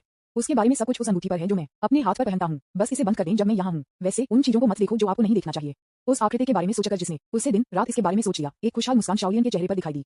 हालांकि उसकी आंखें कमजोर रूप से बंद थीं, फिर भी उसके पास ताकत थी कि उसे नहीं पता था कि कहां से आना है, और उसने गर्म आंसू बहाए। वह खुद को बड़बड़ाया, मैंने कहा कि मैं तुम्हें जीने दूंगी, मैं आपको शुभकामनाएं देता हूं, लेकिन यह एक अफसोस की बात है कि आप मुझसे शादी नहीं कर सकते। मैं हूं। रो किएगे ने सोचा कि वह हमेशा ठंडे दिल से रही थी, लेकिन जब उसने इस दृश्य को देखा तो उसकी आंखें थोड़ी नम थीं। विज्ञापन, एक व्यक्ति दूसरे व्यक्ति के लिए ऐसा कर सकता है। ये प्यार कितना निस्वार्थ और गहरा है। मैं ये पूछने की हिम्मत करता हूं कि इस दुनिया में कितने लोग किसी ऐसे व्यक्ति के लिए अपने कीमती जीवन को छोड़ने के लिए तैयार हैं, जिसे वे गहराई से प्यार करते हैं। मरने से पहले वे दूसरे व्यक्ति की मुस्कान के बारे में सोचते हैं और इसके साथ हंसते हैं, बिना ये याद किए कि वे पहले से ही एक हैं जो मर जाएगा। मृत लोग। हालांकि रो किंगे ने जियाउलियन के अंतिम शब्दों को सुना, दो शब्द किसी कारण से उसके दिमाग में स्पष्ट रूप से दिखाई दिए। आखिरकार उन्होंने एक बार लिंग हुआन को शपथ दिलाई कि वह अगले जीवन में उससे शादी करेंगे, लेकिन अब उनका वादा पूरा करने का कोई इरादा नहीं है। रो कियोंज ने एक पल के लिए थोड़ा शर्मिंदा महसूस किया। हालांकि शाओलियन को देखते हुए, जिसकी सांस कमजोर और कमजोर हो रही थी, रो कियोंज ने जल्दी से उसके दिल में गंदे विचारों को एकत्र किया और धीरे से उसके शरीर पर हाथ रखा, जिससे उसके दर्द को कम करने के लिए नर्म ऊर्जा संचालित हो गई। हाँ, मुझे उम्मीद नहीं थी कि आप काफी कोमल होंगे। जियोलियान अनिच्छा से मुस्कुराया, लेकिन वह नहीं जानती थी, लेकिन उसे हमेशा लगता था कि यह सांस इतनी परिचित थी। क्या आपके पास कोई अन्य इच्छा है? रो कियोंज ने कहा। और नहीं, जब तक मैं उसे फिर से जीवित कर सकता हूं, मैं संतुष्ट हो जाऊंगा, और इस जीवन में कोई पछतावा नहीं होगा। जियाउलियन ने एक कमजोर लेकिन दृढ़ स्वर में कहा। वैसे मेरे पास एक और चीज है जिसे मैं पूरा करना चाहता हूं, जियाउलियन ने कहा। ओह, क्या चल रहा है? रो किंज ने उसके कानों को चुभाया। मैंने कहा कि मैं मास्टर को खोजने के लिए वापस जाऊंगा, लेकिन अब ऐसा लगता है कि मैं अपने वादे को पूरा नहीं कर सकता।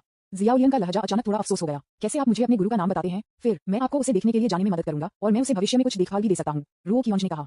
शाओलियन ने अपना सिर थोड़ा हिलाया। नहीं, जब वह मेरी मौत की खबर सीखती है तो वह निश्चित रूप से बहुत दुखी होगी। इसकी तुलना में मैं बल्कि एक निशान होगा उसके दिल में विचार कि मैं बस वापस नहीं आना चाहता, बजाय इसके कि मैं गुजर गया हो। ठीक है, तो यह आप पर निर्भर है, रो कियोंज ने सिर हिलाया, लेकिन इस बार उन्होंने कुछ नहीं कहा। लेकिन शाओलियन ने अचानक कहा, अगर हम पछतावा कहते हैं तो निश्चित रूप से पछतावा होगा। मैं वास्तव में उसे फिर से देखना चाहता हूं, भले ही मैं उसे दूर से देखता हूं, मैं संतुष्ट हो जाऊंगा। जैसा कि उसने बात की, शाओलियन की कसकर बंद आंखें फिर से आंसू बहाए। विज्ञापन, क्या एक बेवकूफ है, यहाँ तक कि अपने जीवन के अंत में वह अभी भी दूसरों को इस तरह से याद करता है। रो किंगे ने अपना सिर हिलाया और अपनी आंखों के कोनों को पोंछने के लिए अभी लड़ाई से धूल को पोंछने के लिए, क्या आप वास्तव में मुझे माफ करने के लिए तैयार हैं? शाओलियन की आवाज धीरे धीरे शांत हो गई और उसका शरीर लंगड़ा हो गया। शाओलियन, शाओलियन, शाओलियन। थोड़ी देर के बाद रो किएगे ने अपना हाथ सांस में डाल दिया, और परिणाम वैसा ही था जैसा कि वह माना जाता था। जियाउलियन मर चुका था। इसने रो कियोंज को थोड़ी देर के लिए स्वीकार करना मुश्किल बना दिया। लगभग एक छड़ी के बाद रो किएगे ने जियाउलियन के हाथ में रिंग और अपनी बाहों में पुनर्जन्म समय डिस्क को बाहर निकाला, फिर अपने शरीर को एक फ्रीजर में डाल दिया, जो बहुत पहले नहीं बर्फ के मैदान में बनाया गया था, और फिर आत्मा की अंगूठी को दूर रख दिया अंदर। उसे अब जितनी जल्दी हो सके यहाँ छोड़ देना चाहिए। आखिरकार मैदान पर लॉन हुटियन 3 जैसे मास्टर्स हैं। ये परेशानी होगी अगर वह पाता है कि उसके पास एक पुनर्जन्म समय डिस्क है। पुनर्जन्म समय डिस्क की बात करते हुए रो कियोंज मदद नहीं कर सकता था, लेकिन इसे बाहर निकालकर इस पर एक नजर डालें। यह एक साधारण गोल घड़ी है, पूरे समय की प्लेट उज्ज्वल सोने से बनी होती है, जो बहुत चमकदार होती है। सबसे आकर्षक चीज डायल पर उत्कीर्ण अतुल्य प्राचीन रेखाएं हैं। जिस तरह रो कियोंज ने थोड़ी देर के लिए समय डायल को देखा, पुनर्जन्म समय डायल ने अनियंत्रित रूप से वामावर्त स्विंग करना शुरू कर दिया। रो किंज ने अचानक चक्कर महसूस किया और कमजोर रूप से जमीन पर गिर गया। जब उसने फिर से अपनी आंखें खोली तो उसे लग रहा था कि वह घड़ियों से भरी एक जगह पर आ गई है, और उसके कानों में अनगिनत एक आवाजें बजा रही हैं, और उसके बगल में केवल एक ही व्यक्ति है, और वह जियाउलियन है। वह यहाँ कैसे दिखाई दे सकती है? Before row queens could figure out the doubts in his heart, a powerful suction force emerged from one of the countless time discs, sucking him and Shaolian in.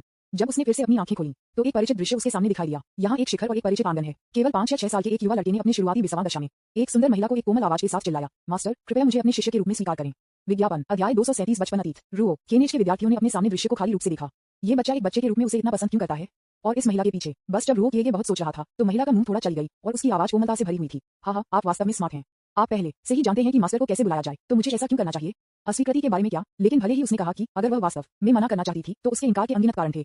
इस महिला की आवाज इतनी परिचित क्यों है? महिला ने अपना चेहरा थोड़ा बदल दिया, धीरे से पीले रंग की पत्तियों को पकड़ लिया जो शरद ऋतु के अर्थ के साथ हवा में तैरती थी, और खुद को बड़बड़ाया, जब आप और मैं शरद ऋतु के मौसम में मिलते हैं तो मुझे उम्मीद है कि आपका मूड इस तरह हो सकता है, यहाँ तक कि जब ये छोड़ने का समय हो।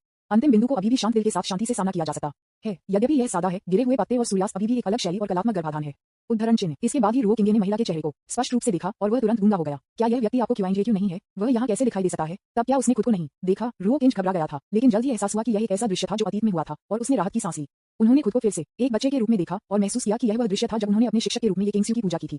लेकिन ये दृश्य अचानक उसके सामने क्यों दिखाई दिया? रो किंज के बहुत अधिक सोचने के लिए इंतजार किए बिना उसने अचानक अपने आसपास के माहौल में मामूली बदलाव महसूस किया। अपने सिर को मोड़ते हुए उन्होंने पाया कि जियाउलियन कुछ बिंदु पर खड़ा था। अपने बचपन के रो किंज और टू किंग्सयू को खाली कर दिया। आप रो कियोंज केवल आप शब्द कह सकते हैं कब का। यदि यह अमर खेती की दुनिया में नहीं होता तो उन्हें संदेह होता कि उन्हें कुछ अजीब सामना करना पड़ा। मानो उसने देखा कि किसी को उसकी ओर देख रहा है। जियाउलियन ने अपना सिर घुमाया। जब उसे पता चला कि यह किंगसुन है तो वह तुरंत समझ गई कि वह इतना हैरान क्यों था। वह थोड़ा मुस्कुराई और कहा, मुझे नहीं पता कि क्यों, मैं जागने के बाद मैंने खुद को यहाँ फिर से पाया। इसके अलावा ऐसा लगता है कि शरीर पर सभी चोटें गायब हो गई हैं और असुविधा की कोई भावना नहीं है। क्या यह इतना जादुई है? रो कियोंज एक ही समय में आश्चर्यचकित था और थोड़ा खुश था। उन्होंने शाओलियन को ऊपर और नीचे देखा, अपनी शारीरिक स्थिति का पता लगाया और पाया कि यह वास्तव में वही था जो उसने कहा था।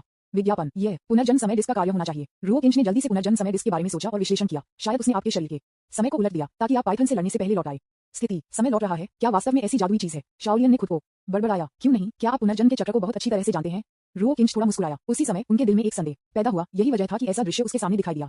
लेकिन जब मैंने पहले देखी गई अनगिनत घड़ियों के साथ संयुक्त किया तो इसका पता लगाना आसान है। समय और पुनर्जन्म उसे उसकी पिछली यादों में चूसा गया होगा। दूसरी तरफ शाओलियन भी बचपन के रो कियांगे और ये क्यूआईजेक्यू के 2 आंकड़ों से हैरान था। हालांकि पुनर्जन्म समय चार्ट की मेरी समझ से बाहर, मैंने जल्दी से एक स्पष्टीकरण के बारे में सोचा। उसके सामने की तस्वीर टाइम डिस्क होनी चाहिए उस जगह को पेश करते हुए जहां वह अतीत में रहती थी। इस स्पष्टीकरण के अलावा वह किसी अन्य संभावना के बारे में नहीं सोच सकती थी। दो लोगों के आंदोलन सही सामंजस्य में थे और जल्द ही उनकी नजरें ये क्यूएनजेक्यू के मास्टर और अप्रेंटिस पर गिर गईं।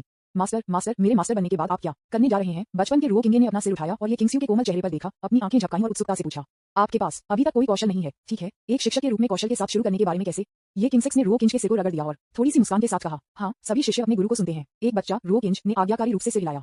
रो किंगे ने अनजाने में जियाउलियन को देखने के लिए अपना सिर घुमाया और पाया कि वह बहुत मोहित थी। हालांकि रो किंगे को पता नहीं था कि जियाउलियन इतना मोहित क्यों था। उसने सोचा होगा कि जब वह एक बच्चा था तो रो किंगे प्यारा था, इसलिए वह उसे घूरता रहा। इसी तरह शाओलियन भी समय समय पर किंगसन पर नजर रखेगा। वह नहीं जानता था कि किंगसन अपनी आंखों को इन दो लोगों पर इतना ध्यान केंद्रित क्यों करेगा। वह नहीं जानता था, लेकिन उन्होंने अनुमान लगाया कि यह मास्टर और शिष्य के बीच का गर्म दृश्य था जिसने उन्हें आकर्षित किया। आखिरकार उसने ये भी महसूस किया कि ये दृश्य बहुत गर्म था, जिससे उसका दिल गर्म हो गया। मुझे नहीं पता कि इसमें कितना समय लगा, लेकिन दृश्य अचानक बदल गया। अभी भी परिचित पहाड़ और परिचित आंगन है। विज्ञापन ये सिर्फ इतना है कि इस समय क्षेत्र में एक और व्यक्ति है। जब वह एक बच्चा था तो रो किंगे डरपोक ने यू किंगस्यू के पीछे छिप गए, जो सफेद कपड़े पहने हुए थे और कभी कभी तू किंगस्यू के सामने खड़ी छोटी लड़की पर नजर डालते थे। इस समय छोटी लड़की भी जिज्ञासा के साथ मास्टर के पीछे छिपने वाले लड़के को देख रही थी और अंत में मदद नहीं कर सकती थी। लेकिन पूछें, मास्टर वह कौन है? वह इतना नर्म और कमजोर क्यों महसूस करता है? उनकी आवाज बचपन से भरी थी। रो कियोंज ने जल्दी से पहचाना कि यह लड़की बचपन में लिंग हुआनिंग थी। कुछ समय के लिए दूसरे व्यक्ति को ध्यान से देखने के बाद लिंग हुआनिंग एक बच्चा था। जब वह एक बच्चा था जिसने लोगों को एक विचित्र और प्यारा एहसास दिया। उनकी नर्म त्वचा बर्फ की तरह निष्पक्ष थी और उनकी पियरलेस उपस्थिति ने उन्हें कम उम्र में एक सुंदरता की पहली उपस्थिति दी। साइड में लिंग हुआनिंग ने इस दृश्य को उसके चेहरे पर एक बहुत ही कोमल मुस्कान के साथ देखा। यह वह दृश्य है जहां वह और रो कियोंज पहली बार मिलते हैं। इतना गर्म, इतना खुश। उसने इस दृश्य को अपने दिमाग में अनगिनत बार याद किया था, लेकिन अब यह उसकी आंखों के सामने बहुत वास्तविक था। उसे अपने दिमाग में तस्वीर के हर विवरण को ध्यान से याद रखना चाहिए ताकि भविष्य में उसे याद करने पर वह उस पर प्रतिबिंबित कर सके। ये किंगस्यू बाहर फैला हुआ है। उसके नाजुक हाथों और धीरे से लिंग हुआनिंग के सिर को रगड़ दिया जब वह एक बच्चा था और धीरे से कहा, वह आपका जूनियर भाई है। एक वरिष्ठ बहन के रूप में आपको भविष्य में उसकी अच्छी देखभाल करनी चाहिए। जूनियर भाई। बचपन के लिंग हुआनिंग ने अपनी ठुड्डी पर अपनी उंगली को टैप किया और फिर से खुद को म्यूट कर दिया। बचपन के लिंग हनिंग ये किंगस्यू के चारों ओर चले गए। बचपन में रो किंज तक पहुंच गए। एक छोटे से हाथ को फैलाया और एक मुस्कान के साथ कहा, हेलो, मेरा नाम लिंग हुआनिंग है। लेकिन रो किंगे ने नहीं बोलते थे, लेकिन अपना सिर उठाया तो किंगस्यू को देखा जैसे कि मदद मांगते हुए और उसके कपड़े थोड़ा मुश्किल हो गया। साइड में रो किंगे ने इस दृश्य को देखते हुए थोड़ा अवाक महसूस किया। जब आप बच्चे थे तो क्या आप इतने डरपोक थे? यह उसके जैसा बिल्कुल नहीं दिखता है। लेकिन रो किंगे को क्या पता नहीं था कि वह अपने वर्तमान व्यक्तित्व के साथ अतीत में प्रवेश कर चुका था। आप जानते हैं, उस समय रो किंगे के पास केवल दो लोग उसके करीब थे, ये किंगस्यू और उसके सबसे बड़े भाई थे, इसलिए डरपोक होना पूरी तरह से सामान्य था। विज्ञापन अध्याय 238 मुझसे तलवार सीखें। लिंग हुआनिंग ने भी इस दृश्य को थोड़ा मजाकिया पाया। वह लगभग भूल गई कि रो किंगे अतीत में बहुत डरपोक था, लेकिन उसने इसे बिल्कुल भी बुरा नहीं माना। इसके बजाय उसे ये बहुत प्यारा लगा। ये किंगस्यू ने अपना सिर नीचे कर दिया और जब वह एक बच्चा था तब वह रो किंज के नर्वस लुक को देखती थी। वह अचानक हंसना चाहती थी। उसने अपना सिर रगड़ दिया और कहा, वह तुम्हारी सीनियर बहन है और वह मास्टर की तरह ही होगी। वह है जो आप अब से इस दुनिया में होंगे। उद्धरण चिन्ह। दुनिया के सबसे करीबी लोगों में से एक। आपको बस उसका इलाज करने की आवश्यकता है जैसे आप मेरे साथ व्यवहार करते हैं, बिना किसी संयम के। उद्धरण चिन्ह। लेकिन भले ही उसने कहा कि जियो केनेज ने अभी भी जियो हुआनिंग की आंखों में सीधे देखने की हिम्मत नहीं की, उसके सिर को नीचे गिरा दिया और फुसफुसाया, मेरा नाम रो किंज है। उनके शर्मीले रूप को देखकर जियो हुआनिंग ने अपने हाथों को पकड़ लिया और जियो किंज की आंखों में अविश्वास से भरे हुए मुस्कुराते हुए, आपको ये जानना होगा कि मैं आपकी वरिष्ठ बहन हूँ। भविष्य में जब तक मैं हूँ, अगर कोई आपको बुल देता है तो मैं आपको उसे हराने में मदद करूंगा। जब उन्होंने इस दृश्य को देखा तो रो किंज को गूंगा था। उनकी छाप में लिंग हुआनिंग हमेशा बहुत अकेला बच्चा रहा था। वह अब एक हिंसक महिला की तरह क्यों दिखती थी, जिसमें अकेलेपन का कोई संकेत नहीं था। इसमें निहित उदासी। साइड में लिंग हुआनिंग ने किंगसन के अजीब चेहरे को देखा और तुरंत समझ गया कि वह क्या सोच रहा था और उसका चेहरा अचानक लाल हो गया। क्या आपको लगता है कि लड़की असभ्य है? रो किंज ने इस वाक्य को गंभीरता से नहीं लिया और लापरवाही से कहा, बेशक नहीं। वह जूनियर भाई को ये कहकर सुरक्षित महसूस करा सकती है, वह एक बहुत अच्छी वरिष्ठ बहन है। वह एक बहुत अच्छी वरिष्ठ बहन है। ये सुनने के बाद लिंग हनिंग न केवल आधा खुश था, बल्कि उसकी अभिव्यक्ति थोड़ी उदास हो गई और उसने अपना सिर नीचे कर दिया। अगर वह एक महान वरिष्ठ बहन होती तो वह इतनी बड़ी गलती नहीं होती। रो किंगे ने लिंग हुआनिंग के बारे में कुछ भी अजीब नहीं देखा, लेकिन कमरे में तीन लोगों के बीच बातचीत को बड़ी रुचि के साथ देखा। मेरा कहना है कि दोनों बच्चों जियो किंज और जियो हुआनिंग के बीच बातचीत को देखना बहुत दिलचस्प था। लिंग हुआनिंग तीसरा व्यक्ति है जिसने जियो किंज को गर्म महसूस कराया है। ठीक है, इतना स्थानांतरित करने की आवश्यकता नहीं है। मैं आपकी वरिष्ठ बहन हूँ और हम अपने स्वयं के लोग हैं। ये चीजें सामान्य हैं। एक स्थानांतरित चेहरे के साथ जियो किंज को देखते हुए जियो हुआनिंग एक पल के लिए हंसने या रोने के बारे में थोड़ा उलझन में था। दो लोगों के सामंजस्यपूर्ण होने के बीच के माहौल को देखकर आप किंगस्यू अधिक से अधिक संतुष्ट हो गए। सफलता का पीछा करने के सिद्धांत के साथ उसने जियो हुआनिंग को देखा और कहा, मैं आपको एक कार्य सौंपूंगी, क्या आप इसे पूरा कर सकते हैं? कोई फर्क नहीं पड़ता कि कार्य मास्टर क्या असाइन करता है, हुआनिंग निश्चित रूप से इसे पूरा करने के लिए कड़ी मेहनत करेगा। जब उसने ये कहा तो जियो हुआनिंग की अभिव्यक्ति गंभीर हो गई। ठीक है, आप वास्तव में मेरे हुआनिंग हैं। ये किंगस्यू ने उसके सिर को कोमलता से रगड़ दिया। फिर मैं इसे व्यवस्थित करूंगा। विज्ञापन आपके जूनियर भाई ने अभी तक किसी भी मार्शल आर्ट का अभ्यास नहीं किया है। क्या मैंने आपको बहुत सारी तलवारें नहीं सिखाई? बस एक उठाओ और अपने जूनियर भाई को दे दो। उद्धरण चिन्ह। ठीक है मास्टर। जियो हुआनिंग ने अपने सिर को आज्ञाकारी रूप से सिर हिलाया, फिर जियो किंज को देखा। फिर मैं आपको अपनी सबसे कुशल तलवार तकनीक दूंगा, ठीक है? धन्यवाद वरिष्ठ बहन। जियो किंज मुस्कुराया। ठीक है, उसे इतनी जल्दी सहमत करते हुए देखकर जियो हुआनिंग काफी संतुष्ट था। यह नहीं है, बहुत देर हो चुकी है, चलो अब शुरू करो। इसके साथ ही कहा उन्होंने जियो किंज को घसीटा और अपने छोटे से आंगन की ओर भाग गया। ये देखकर कि लिंग हुआनिंग कितनी अधीर थी। ये किंगस्यू केवल मुस्कुरा सकते थे और उसके सिर को हिला सकते थे, लेकिन ये ठीक है, लिंग हुआनिंग उसे रो किंज की देखभाल करने में मदद कर सकता है और फिर वह संप्रदाय के अन्य मामलों से निपट सकता है। इस अवधि के दौरान रो केनेज के कारण वह वास्तव में बहुत सारी चीजों को पीछे छोड़ देती थी जिनसे वह नहीं हुई थी। इस तरह से सोचते हुए वह जल्दी में पहाड़ से निकल गई। फिर दृश्य फिर से बदल गया। रो किंगे और लिंग हुआनिंग ने केवल थोड़ा चक्कर महसूस किया। जब वे फिर से दिखाई दिए तो दृश्य बदल गया था। ये बीच में एक कोबलस्टोन पक्की पथ के साथ एक छोटा सा आंगन है। आंगन के एक तरफ कई फूल पौधे और पेड़ लगाए गए हैं, जबकि दूसरी तरफ कुछ लकड़ी के ढेर, हथियार रैक और इस तरह हैं। इस समय हथियार रैक के बगल में दो आंकड़े फुसफुसाए थे। देखो मैं तलवार कैसे नाचता हूँ। जियो गुआनिंग ने आंखों पर सवाल उठाने के साथ जियो किंच को उसके पास देखा। जियो किंच ने थोड़ा सिर हिलाया, ये दर्शाता है कि वह देख रही थी। प्रतिक्रिया प्राप्त करने के बाद जियो गुआनिंग ने अपनी तलवार को नृत्य किया। तलवार के साथ खेलने की प्रक्रिया में कूदते हुए आंदोलन थे। कूदने और कूदने के बाद उन्होंने इनायत से नृत्य करना शुरू कर दिया। तलवार के फूल को नाचने के बाद ये लकड़ी की हिस्सेदारी पर गिर गया, लेकिन इससे कोई वास्तविक नुकसान नहीं हुआ। ये देखते हुए कि उसकी पूर्व आत्मा ने सुंदरता को बहुत पसंद किया था, लेन क्यूनिंग एक पल के लिए हंसना चाहती थी। उसने अपने बगल में कियंजन को देखा कि वह कैसे प्रतिक्रिया देगी। विज्ञापन जैसे कि उसे होश हो कि कोई उसे देख रहा था। रो किएगे ने अपना सिर घुमाया और जियाओलियन की जिज्ञासु आंखों से मुलाकात की, भ्रम में पूछते हुए, आप उस लड़की की तलवारबाजी के बारे में क्या सोचते हैं? रो किंच ने थोड़ी देर के लिए सोचा और कहा, ये सिर्फ आकर्षक और शुभ इतिहास है। लेंग हुआनिंग, वह केवल अजीब तरह से मुस्कुरा सकती थी। सभी बच्चे इस तरह नहीं हैं, आपको इतना सख्त होने की आवश्यकता नहीं है। लेंग हुआनिंग फुसफुसाए, हाँ, बच्चे के साथ क्या गलत है? अगर यह मैं होता तो मैं निश्चित रूप से इतना बचकाना नहीं होता। रो किंच ने कहा, वरिष्ठ बहन, ये बहुत मजेदार लग रहा है, मुझे भी खेलने दो। जियो गुआनिंग के डांसिंग को देखने के बाद जियो किनगे ने भी इसे बहुत दिलचस्प पाया और अपनी ठुड्डी पर अपनी मुट्ठी के साथ उत्साह से कहा, ठीक है, ठीक है। जियो यूनिंग भी जियो किंच की प्रतिक्रिया से बहुत खुश था, लेकिन उसकी अभिव्यक्ति जल्दी से गंभीर हो गई। लेकिन आप अब असली तलवारों और बंदूकों के साथ नहीं खेल सकते। जैसा कि उन्होंने कहा, उन्होंने हथियार शेल्फ पर एक लकड़ी की तलवार पाई और इसे अपने हाथ में भर दिया। यह वही है जो मैं अभ्यास करता था और अब मैं इसे आपको देता हूँ। इसे ले लो और इसके साथ खेलें। हाँ, धन्यवाद वरिष्ठ बहन। जियो किंगे ने लकड़ी की तलवार को खुशी के चेहरे के साथ ले लिया और कार्रवाई करने वाले थे, लेकिन लिंग हुआनिंग ने अपने आंदोलन को रोक दिया। सावधान रहें, लकड़ी की तलवार भी लोगों को चोट पहुंचा सकती है, अपने आप को खरोंच न करें। वरिष्ठ बहन, चिंता मत करो, मास्टर हमेशा एक बहुत ही स्मार्ट बच्चे के रूप में मेरी प्रशंसा करता है, मैं इतना बेवकूफ नहीं रहूंगा। रो किनगे आत्मविश्वास से मुस्कुराया और फिर उसकी वरिष्ठ बहन ने उसके दिमाग में तलवार को नृत्य करने का तरीका सीखना शुरू कर दिया। ये सिर्फ इतना है कि उसकी उपस्थिति जियो गुआनिंग की तुलना में देखने के लिए और भी अधिक असहनीय लगता है। जियो कियान सिंगर में तलवार लगभग ऊपर और नीचे कर रही थी और उसने गलती से ध्यान दिए बिना उसे बाहर फेंक दिया, जिससे लिंग हुआन को सिर पर मार दिया। लिंग हुआनिंग की आंखें तुरंत चौड़ी हो गईं और उसने बहुत जल्दी प्रतिक्रिया व्यक्त की और एक तरफ कदम रखा। इस समय उसने सिर्फ लकड़ी की तलवार की आवाज को जमीन पर गिरने की आवाज सुनी। लकड़ी की तलवार ठीक उसी जगह पर उतरी जहां वह पहले खड़ी थी। जियो गुआनिंग ने अपना सिर घुमाया, अपने कूल्हों पर हाथ रख लिया, गुस्से में होने का नाटक करते हुए कहा, आप वास्तव में स्मार्ट हैं, आप वरिष्ठ बहन को इतनी सटीक रूप से मार सकते हैं, आप बस सीनियर सिस्टर को खरोंच किए बिना खुद को खरोंच कर सकते हैं, है ना? विज्ञापन अध्याय 239 प्यारा सा कियंच। जियो किंच अचानक घबरा गया। उसने अपना सिर नीचे कर दिया और एक आवाज में एक मच्छर के रूप में नम के रूप में कहा, वरिष्ठ बहन, मेरा मतलब यह नहीं था। जियो गुआनिंग ने जियो किंच की उपस्थिति को देखा और उसे छेड़ने के लिए सहन नहीं कर सका। उसने अपना मुंह ढक लिया और एक मुस्कान के साथ कहा, ठीक है, मैं नाराज नहीं हूँ। जब तक आप चोट नहीं कर रहे हैं वरिष्ठ बहन, मुझे राहत मिलेगी। लेकिन भले ही उसने कहा कि जियो केनिच को अभी भी बहुत दोषी महसूस हुआ। अगर वरिष्ठ बहन जल्दी से चकमा नहीं कर पाई होती तो वह हिट हो जाती। लेकिन क्या मुझे अब हिट नहीं किया गया है? इतने सारे क्या नहीं है, यह मुझे दुखी महसूस होगा। क्या आप मुस्कुरा सकते हैं और इसे वरिष्ठ बहन को दिखा सकते हैं? जियो किंगे ने अपना सिर उठाया और जियो गुआनिंग के अपेक्षित टकटकी से मुलाकात की। आस्था की एक लहर अचानक जियो केनिच के दिल में दिखाई दी। उसने अपनी आंखों के कोनों से आंसू पोंछे और मजबूती से सिर हिलाया। फिर तुम हंसो। हाँ, जियो किंगे ने अपना सिर हिलाया और एक मुस्कान दिखाना चाहती थी, लेकिन वह नहीं जानती थी कि क्यों मुस्कुरा नहीं सका। वह अभी भी दोषी महसूस कर रही थी कि पहले क्या हुआ था, इसलिए उन्होंने अपने दिमाग में अतीत से कुछ चीजों को याद करने की कोशिश की। लेकिन कोई फर्क नहीं पड़ता कि मुझे क्या लगता है, मैं अभी भी हंस नहीं सकता। वह केवल अपनी ठुड्डी को पकड़ सकता था और अनिच्छा से एक लापरवाह मुस्कुराहट दिखाए। मेरा कहना है कि यद्यपि चिका चांद का व्यवहार बहुत बेवकूफ है, लेकिन उसकी मूर्खता में भी एक क्यूटनेस है। PA50 जियो गुआनिंग उसकी उपस्थिति से चकित हो गया, उसके मुंह को ढकना और हंस रहा था। उसकी सीनियर बहन को उसकी वजह से मुस्कुराते हुए देखकर जियो किंच के दिल में निराशा जल्दी से गायब हो गई और वह भी मुस्कुराई। जब तक सीनियर सिस्टर खुश रह सकती है। साइड में लिंग हुआनिंग ने इस दृश्य को देखा और जितना अधिक उसने इसे देखा उतना ही गर्म महसूस किया। आंखें गर्मी के कारण होने वाली मिठास से भरी होती हैं, स्नेह द्वारा लाई गई खुशी और लालसा के कारण होने वाली उदासी। यह उस समय बहुत सुंदर था, लेकिन अब चीजें बदल गई हैं। हालांकि भले ही यह मामला है, मैं आपको जीवित करने के लिए सभी साधनों का उपयोग करूंगा। लिंग हुआनिंग ने उसके दिल में सोचा और उसकी आंखें अधिक दृढ़ हो गईं। लिंग हुआनिंग ने अतीत की यादें बहुत पसंद की, इसलिए वह मदद नहीं कर सकती थी, लेकिन उसके बगल में कियंजन को देखती थी जो उन्हें रुचि के साथ भी देख रहा था और एक मुस्कान के साथ पूछा, ये दोनों बच्चे बहुत प्यारे हैं, है ना? विज्ञापन ठीक है, ये ठीक है। रो किंगे ने इससे इनकार नहीं किया। सच कहूं तो उन्होंने ये दृश्य भी बहुत गर्म पाया। फिर इन दो बच्चों में से कौन से आपको लगता है कि यह है? लिंग हुआनिंग ने फिर से पूछा। वह वास्तव में जानना चाहती थी, एक बाहरी व्यक्ति की नजर में जो उसका और रो किंगे अधिक मूर्खतापूर्ण और प्यारा था जब वे बच्चे थे। रो कियंच एक पल के लिए अवाक था। ये कहना लिंग हुआनिंग ने किंगसन को उम्मीद से देखा। यह एक लड़का होना चाहिए। रो कियंच ने थोड़ी देर के लिए सोचा और कहा, जब आप ये कहते हैं तो आप अपने चेहरे को शर्माते हुए और अपने दिल को कैसे धड़कते नहीं रखते हैं? मैंने कभी ऐसा बेशर्म व्यक्ति नहीं देखा। रो कियंच भी थोड़ा असहाय था। वह ये कहते हुए शर्मिंदा था कि लिंग हुआनिंग कटर था जो थोड़ा शर्मनाक था। वास्तव में मुझे भी लगता है कि लड़के कटर हैं। लिंग हुआनिंग ने अपना सिर झुका दिया और मुस्कुराया। जियो किंगे को कोमलता और प्यार से भरी आंखों के साथ देखकर मुस्कुराया। ओह, आपको लगता है कि वह भी प्यारा है? जब उसने किसी को ईमानदारी से खुद की तारीफ करते हुए सुना तो रो किंच की जिज्ञासा को तुरंत पिक किया गया और वह बिना झपकी के जियाओलियन को घूर कर देखती थी। उसने सोचा कि वह पहले बेवकूफ था, लेकिन कोई अभी भी उसे प्यारा कैसे पा सकता है? ये समझना मुश्किल था। हालांकि रो कियंच में कोई महान क्षमता नहीं है, वह आत्म जागरूक होने में अच्छा है। इसलिए इस तरह की सजा सुनने के बाद मैंने अविश्वसनीय महसूस किया और इस तरह के एक आश्चर्यजनक रूप दिखाया। हाँ, आपको नहीं लगता कि वह प्यारा है? लिंग हुआनिंग ने जियो किंगे को देखा जो एक तलवार से घास काट रहा था। उसकी आंखें अधिक से अधिक कोमल हो गईं। प्यारा, मुझे नहीं पता कि क्यों, लेकिन रो किएगे ने इन दो शब्दों के बारे में थोड़ा विवादित महसूस किया। यह महसूस करते हुए कि लिंग हुआनिंग उसे बेवकूफ दिखने के लिए डांट रहा था। वह कितना प्यारा है। रो किंगे ने भ्रम में लिंग हुआनिंग को देखा। आप बेतरतीब ढंग से खा सकते हैं, लेकिन आप बकवास बात नहीं कर सकते। आप मुझे बेवकूफ कह सकते हैं, लेकिन आप मुझे एक राउंड अबाउट तरीके से प्यारा नहीं कह सकते। मुझे नहीं पता कि उसे क्या प्यारा बनाता है, वैसे भी मुझे लगता है कि वह प्यारा है। लिंग हुआनिंग मुस्कुराया और फिर कोमलता के साथ जियो किंच को देखा। जियो हनिंग की आंखों को महसूस करते हुए जियो किंग को स्नेह से भरे हुए रो किंगे ने कुछ के बारे में सोचा था और अचानक गोज़बम्प्स उसके शरीर पर दिखाई दिए। विज्ञापन जैसा कि कहा जाता है, सुंदरता देखने वाले की नजर में है। ये लड़की तांबे को चेंज नहीं कर सकती। ये वास्तव में एक डरावनी बात है। आपको किसी चीज का शौक है? रो कियंच ने शाओलियन को हॉरर के साथ देखा। लिंग हुआनिंग ने अपना सिर घुमाया और कंगसन को भ्रम में देखा। मेरे पास किस तरह का शौक हो सकता है? की ओर देखें। लिंग हुआनिंग की हैरान आंखें। रो किंग ने कहा, वह बहुत अच्छा होने का दिखावा करता है, लेकिन वह कौन है? वह रो कियोंज हैं जिन्होंने कई पुनर्जन्मों का अनुभव किया है, वह कैसे धोखा देना इतना आसान हो सकता है? तो इस मामले को एक वास्तविक सौदा माना जाता है। शाओलिन इसे स्वीकार करने से इनकार करता है, जो कि रो कियोंज के लिए समझ में आता है। आखिरकार अगर उसे ऐसा शौक होता तो वह निश्चित रूप से इसे स्वीकार नहीं करता, लेकिन उसकी तरह भ्रमित होने का नाटक करेगा। इस विशेषण को कोई खामियों को बिल्कुल भी नहीं मिला, इसलिए रो केनेज को यकीन था कि उसने जियाओलियन के साथ अन्याय नहीं किया था। इस बारे में सोचते हुए रो किंगे की आंखें अचानक अवमानना कर देती हैं जब उसने जियाओलियन को देखा और वह अनैच्छिक रूप से 2 कदमों की ओर बढ़ गई। यदि कियोंज तय करता है भले ही शाओलिन उसके प्रति दयालु हो, उसे भविष्य में उससे दूर रहना चाहिए। तुम क्या कर रहे हो? तुम मुझे इस तरह से क्यों देख रहे हो? रो कियोंज की तिरस्कारपूर्ण टकटकी लिंग हुआनिंग को अचानक और भी अधिक हैरान करने के लिए। ये कुछ भी नहीं है, इसके बारे में चिंता मत करो। हालांकि रो किंज ने ऐसा कहा, उनके चेहरे पर अवमानना बिल्कुल भी नहीं थी। अक्षम्य किंगसुन के व्यवहार से लिंग हुआनिंग बहुत हैरान था, लेकिन वह उस पर बहुत अधिक समय बर्बाद नहीं करना चाहती थी, इसलिए उसने जियो किंज और जियो हुआनिंग पर अपनी जगहें सेट की। अब वह सिर्फ अपने दिल में इन खूबसूरत अतीत को फिर से छापना चाहती है।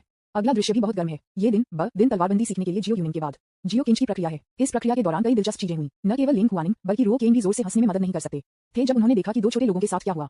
उसी समय रो केन की भावनाएं तेजी से विरोधाभासी हो गईं। उनके पिछले जीवन से सोने की भावनाएं लगातार जाग रही लगती हैं और इस जीवन में लगातार उनके साथ उलझ जाती हैं। विज्ञापन अध्याय 240। यदि आप अभी भी मुझसे झूठ बोलते हैं।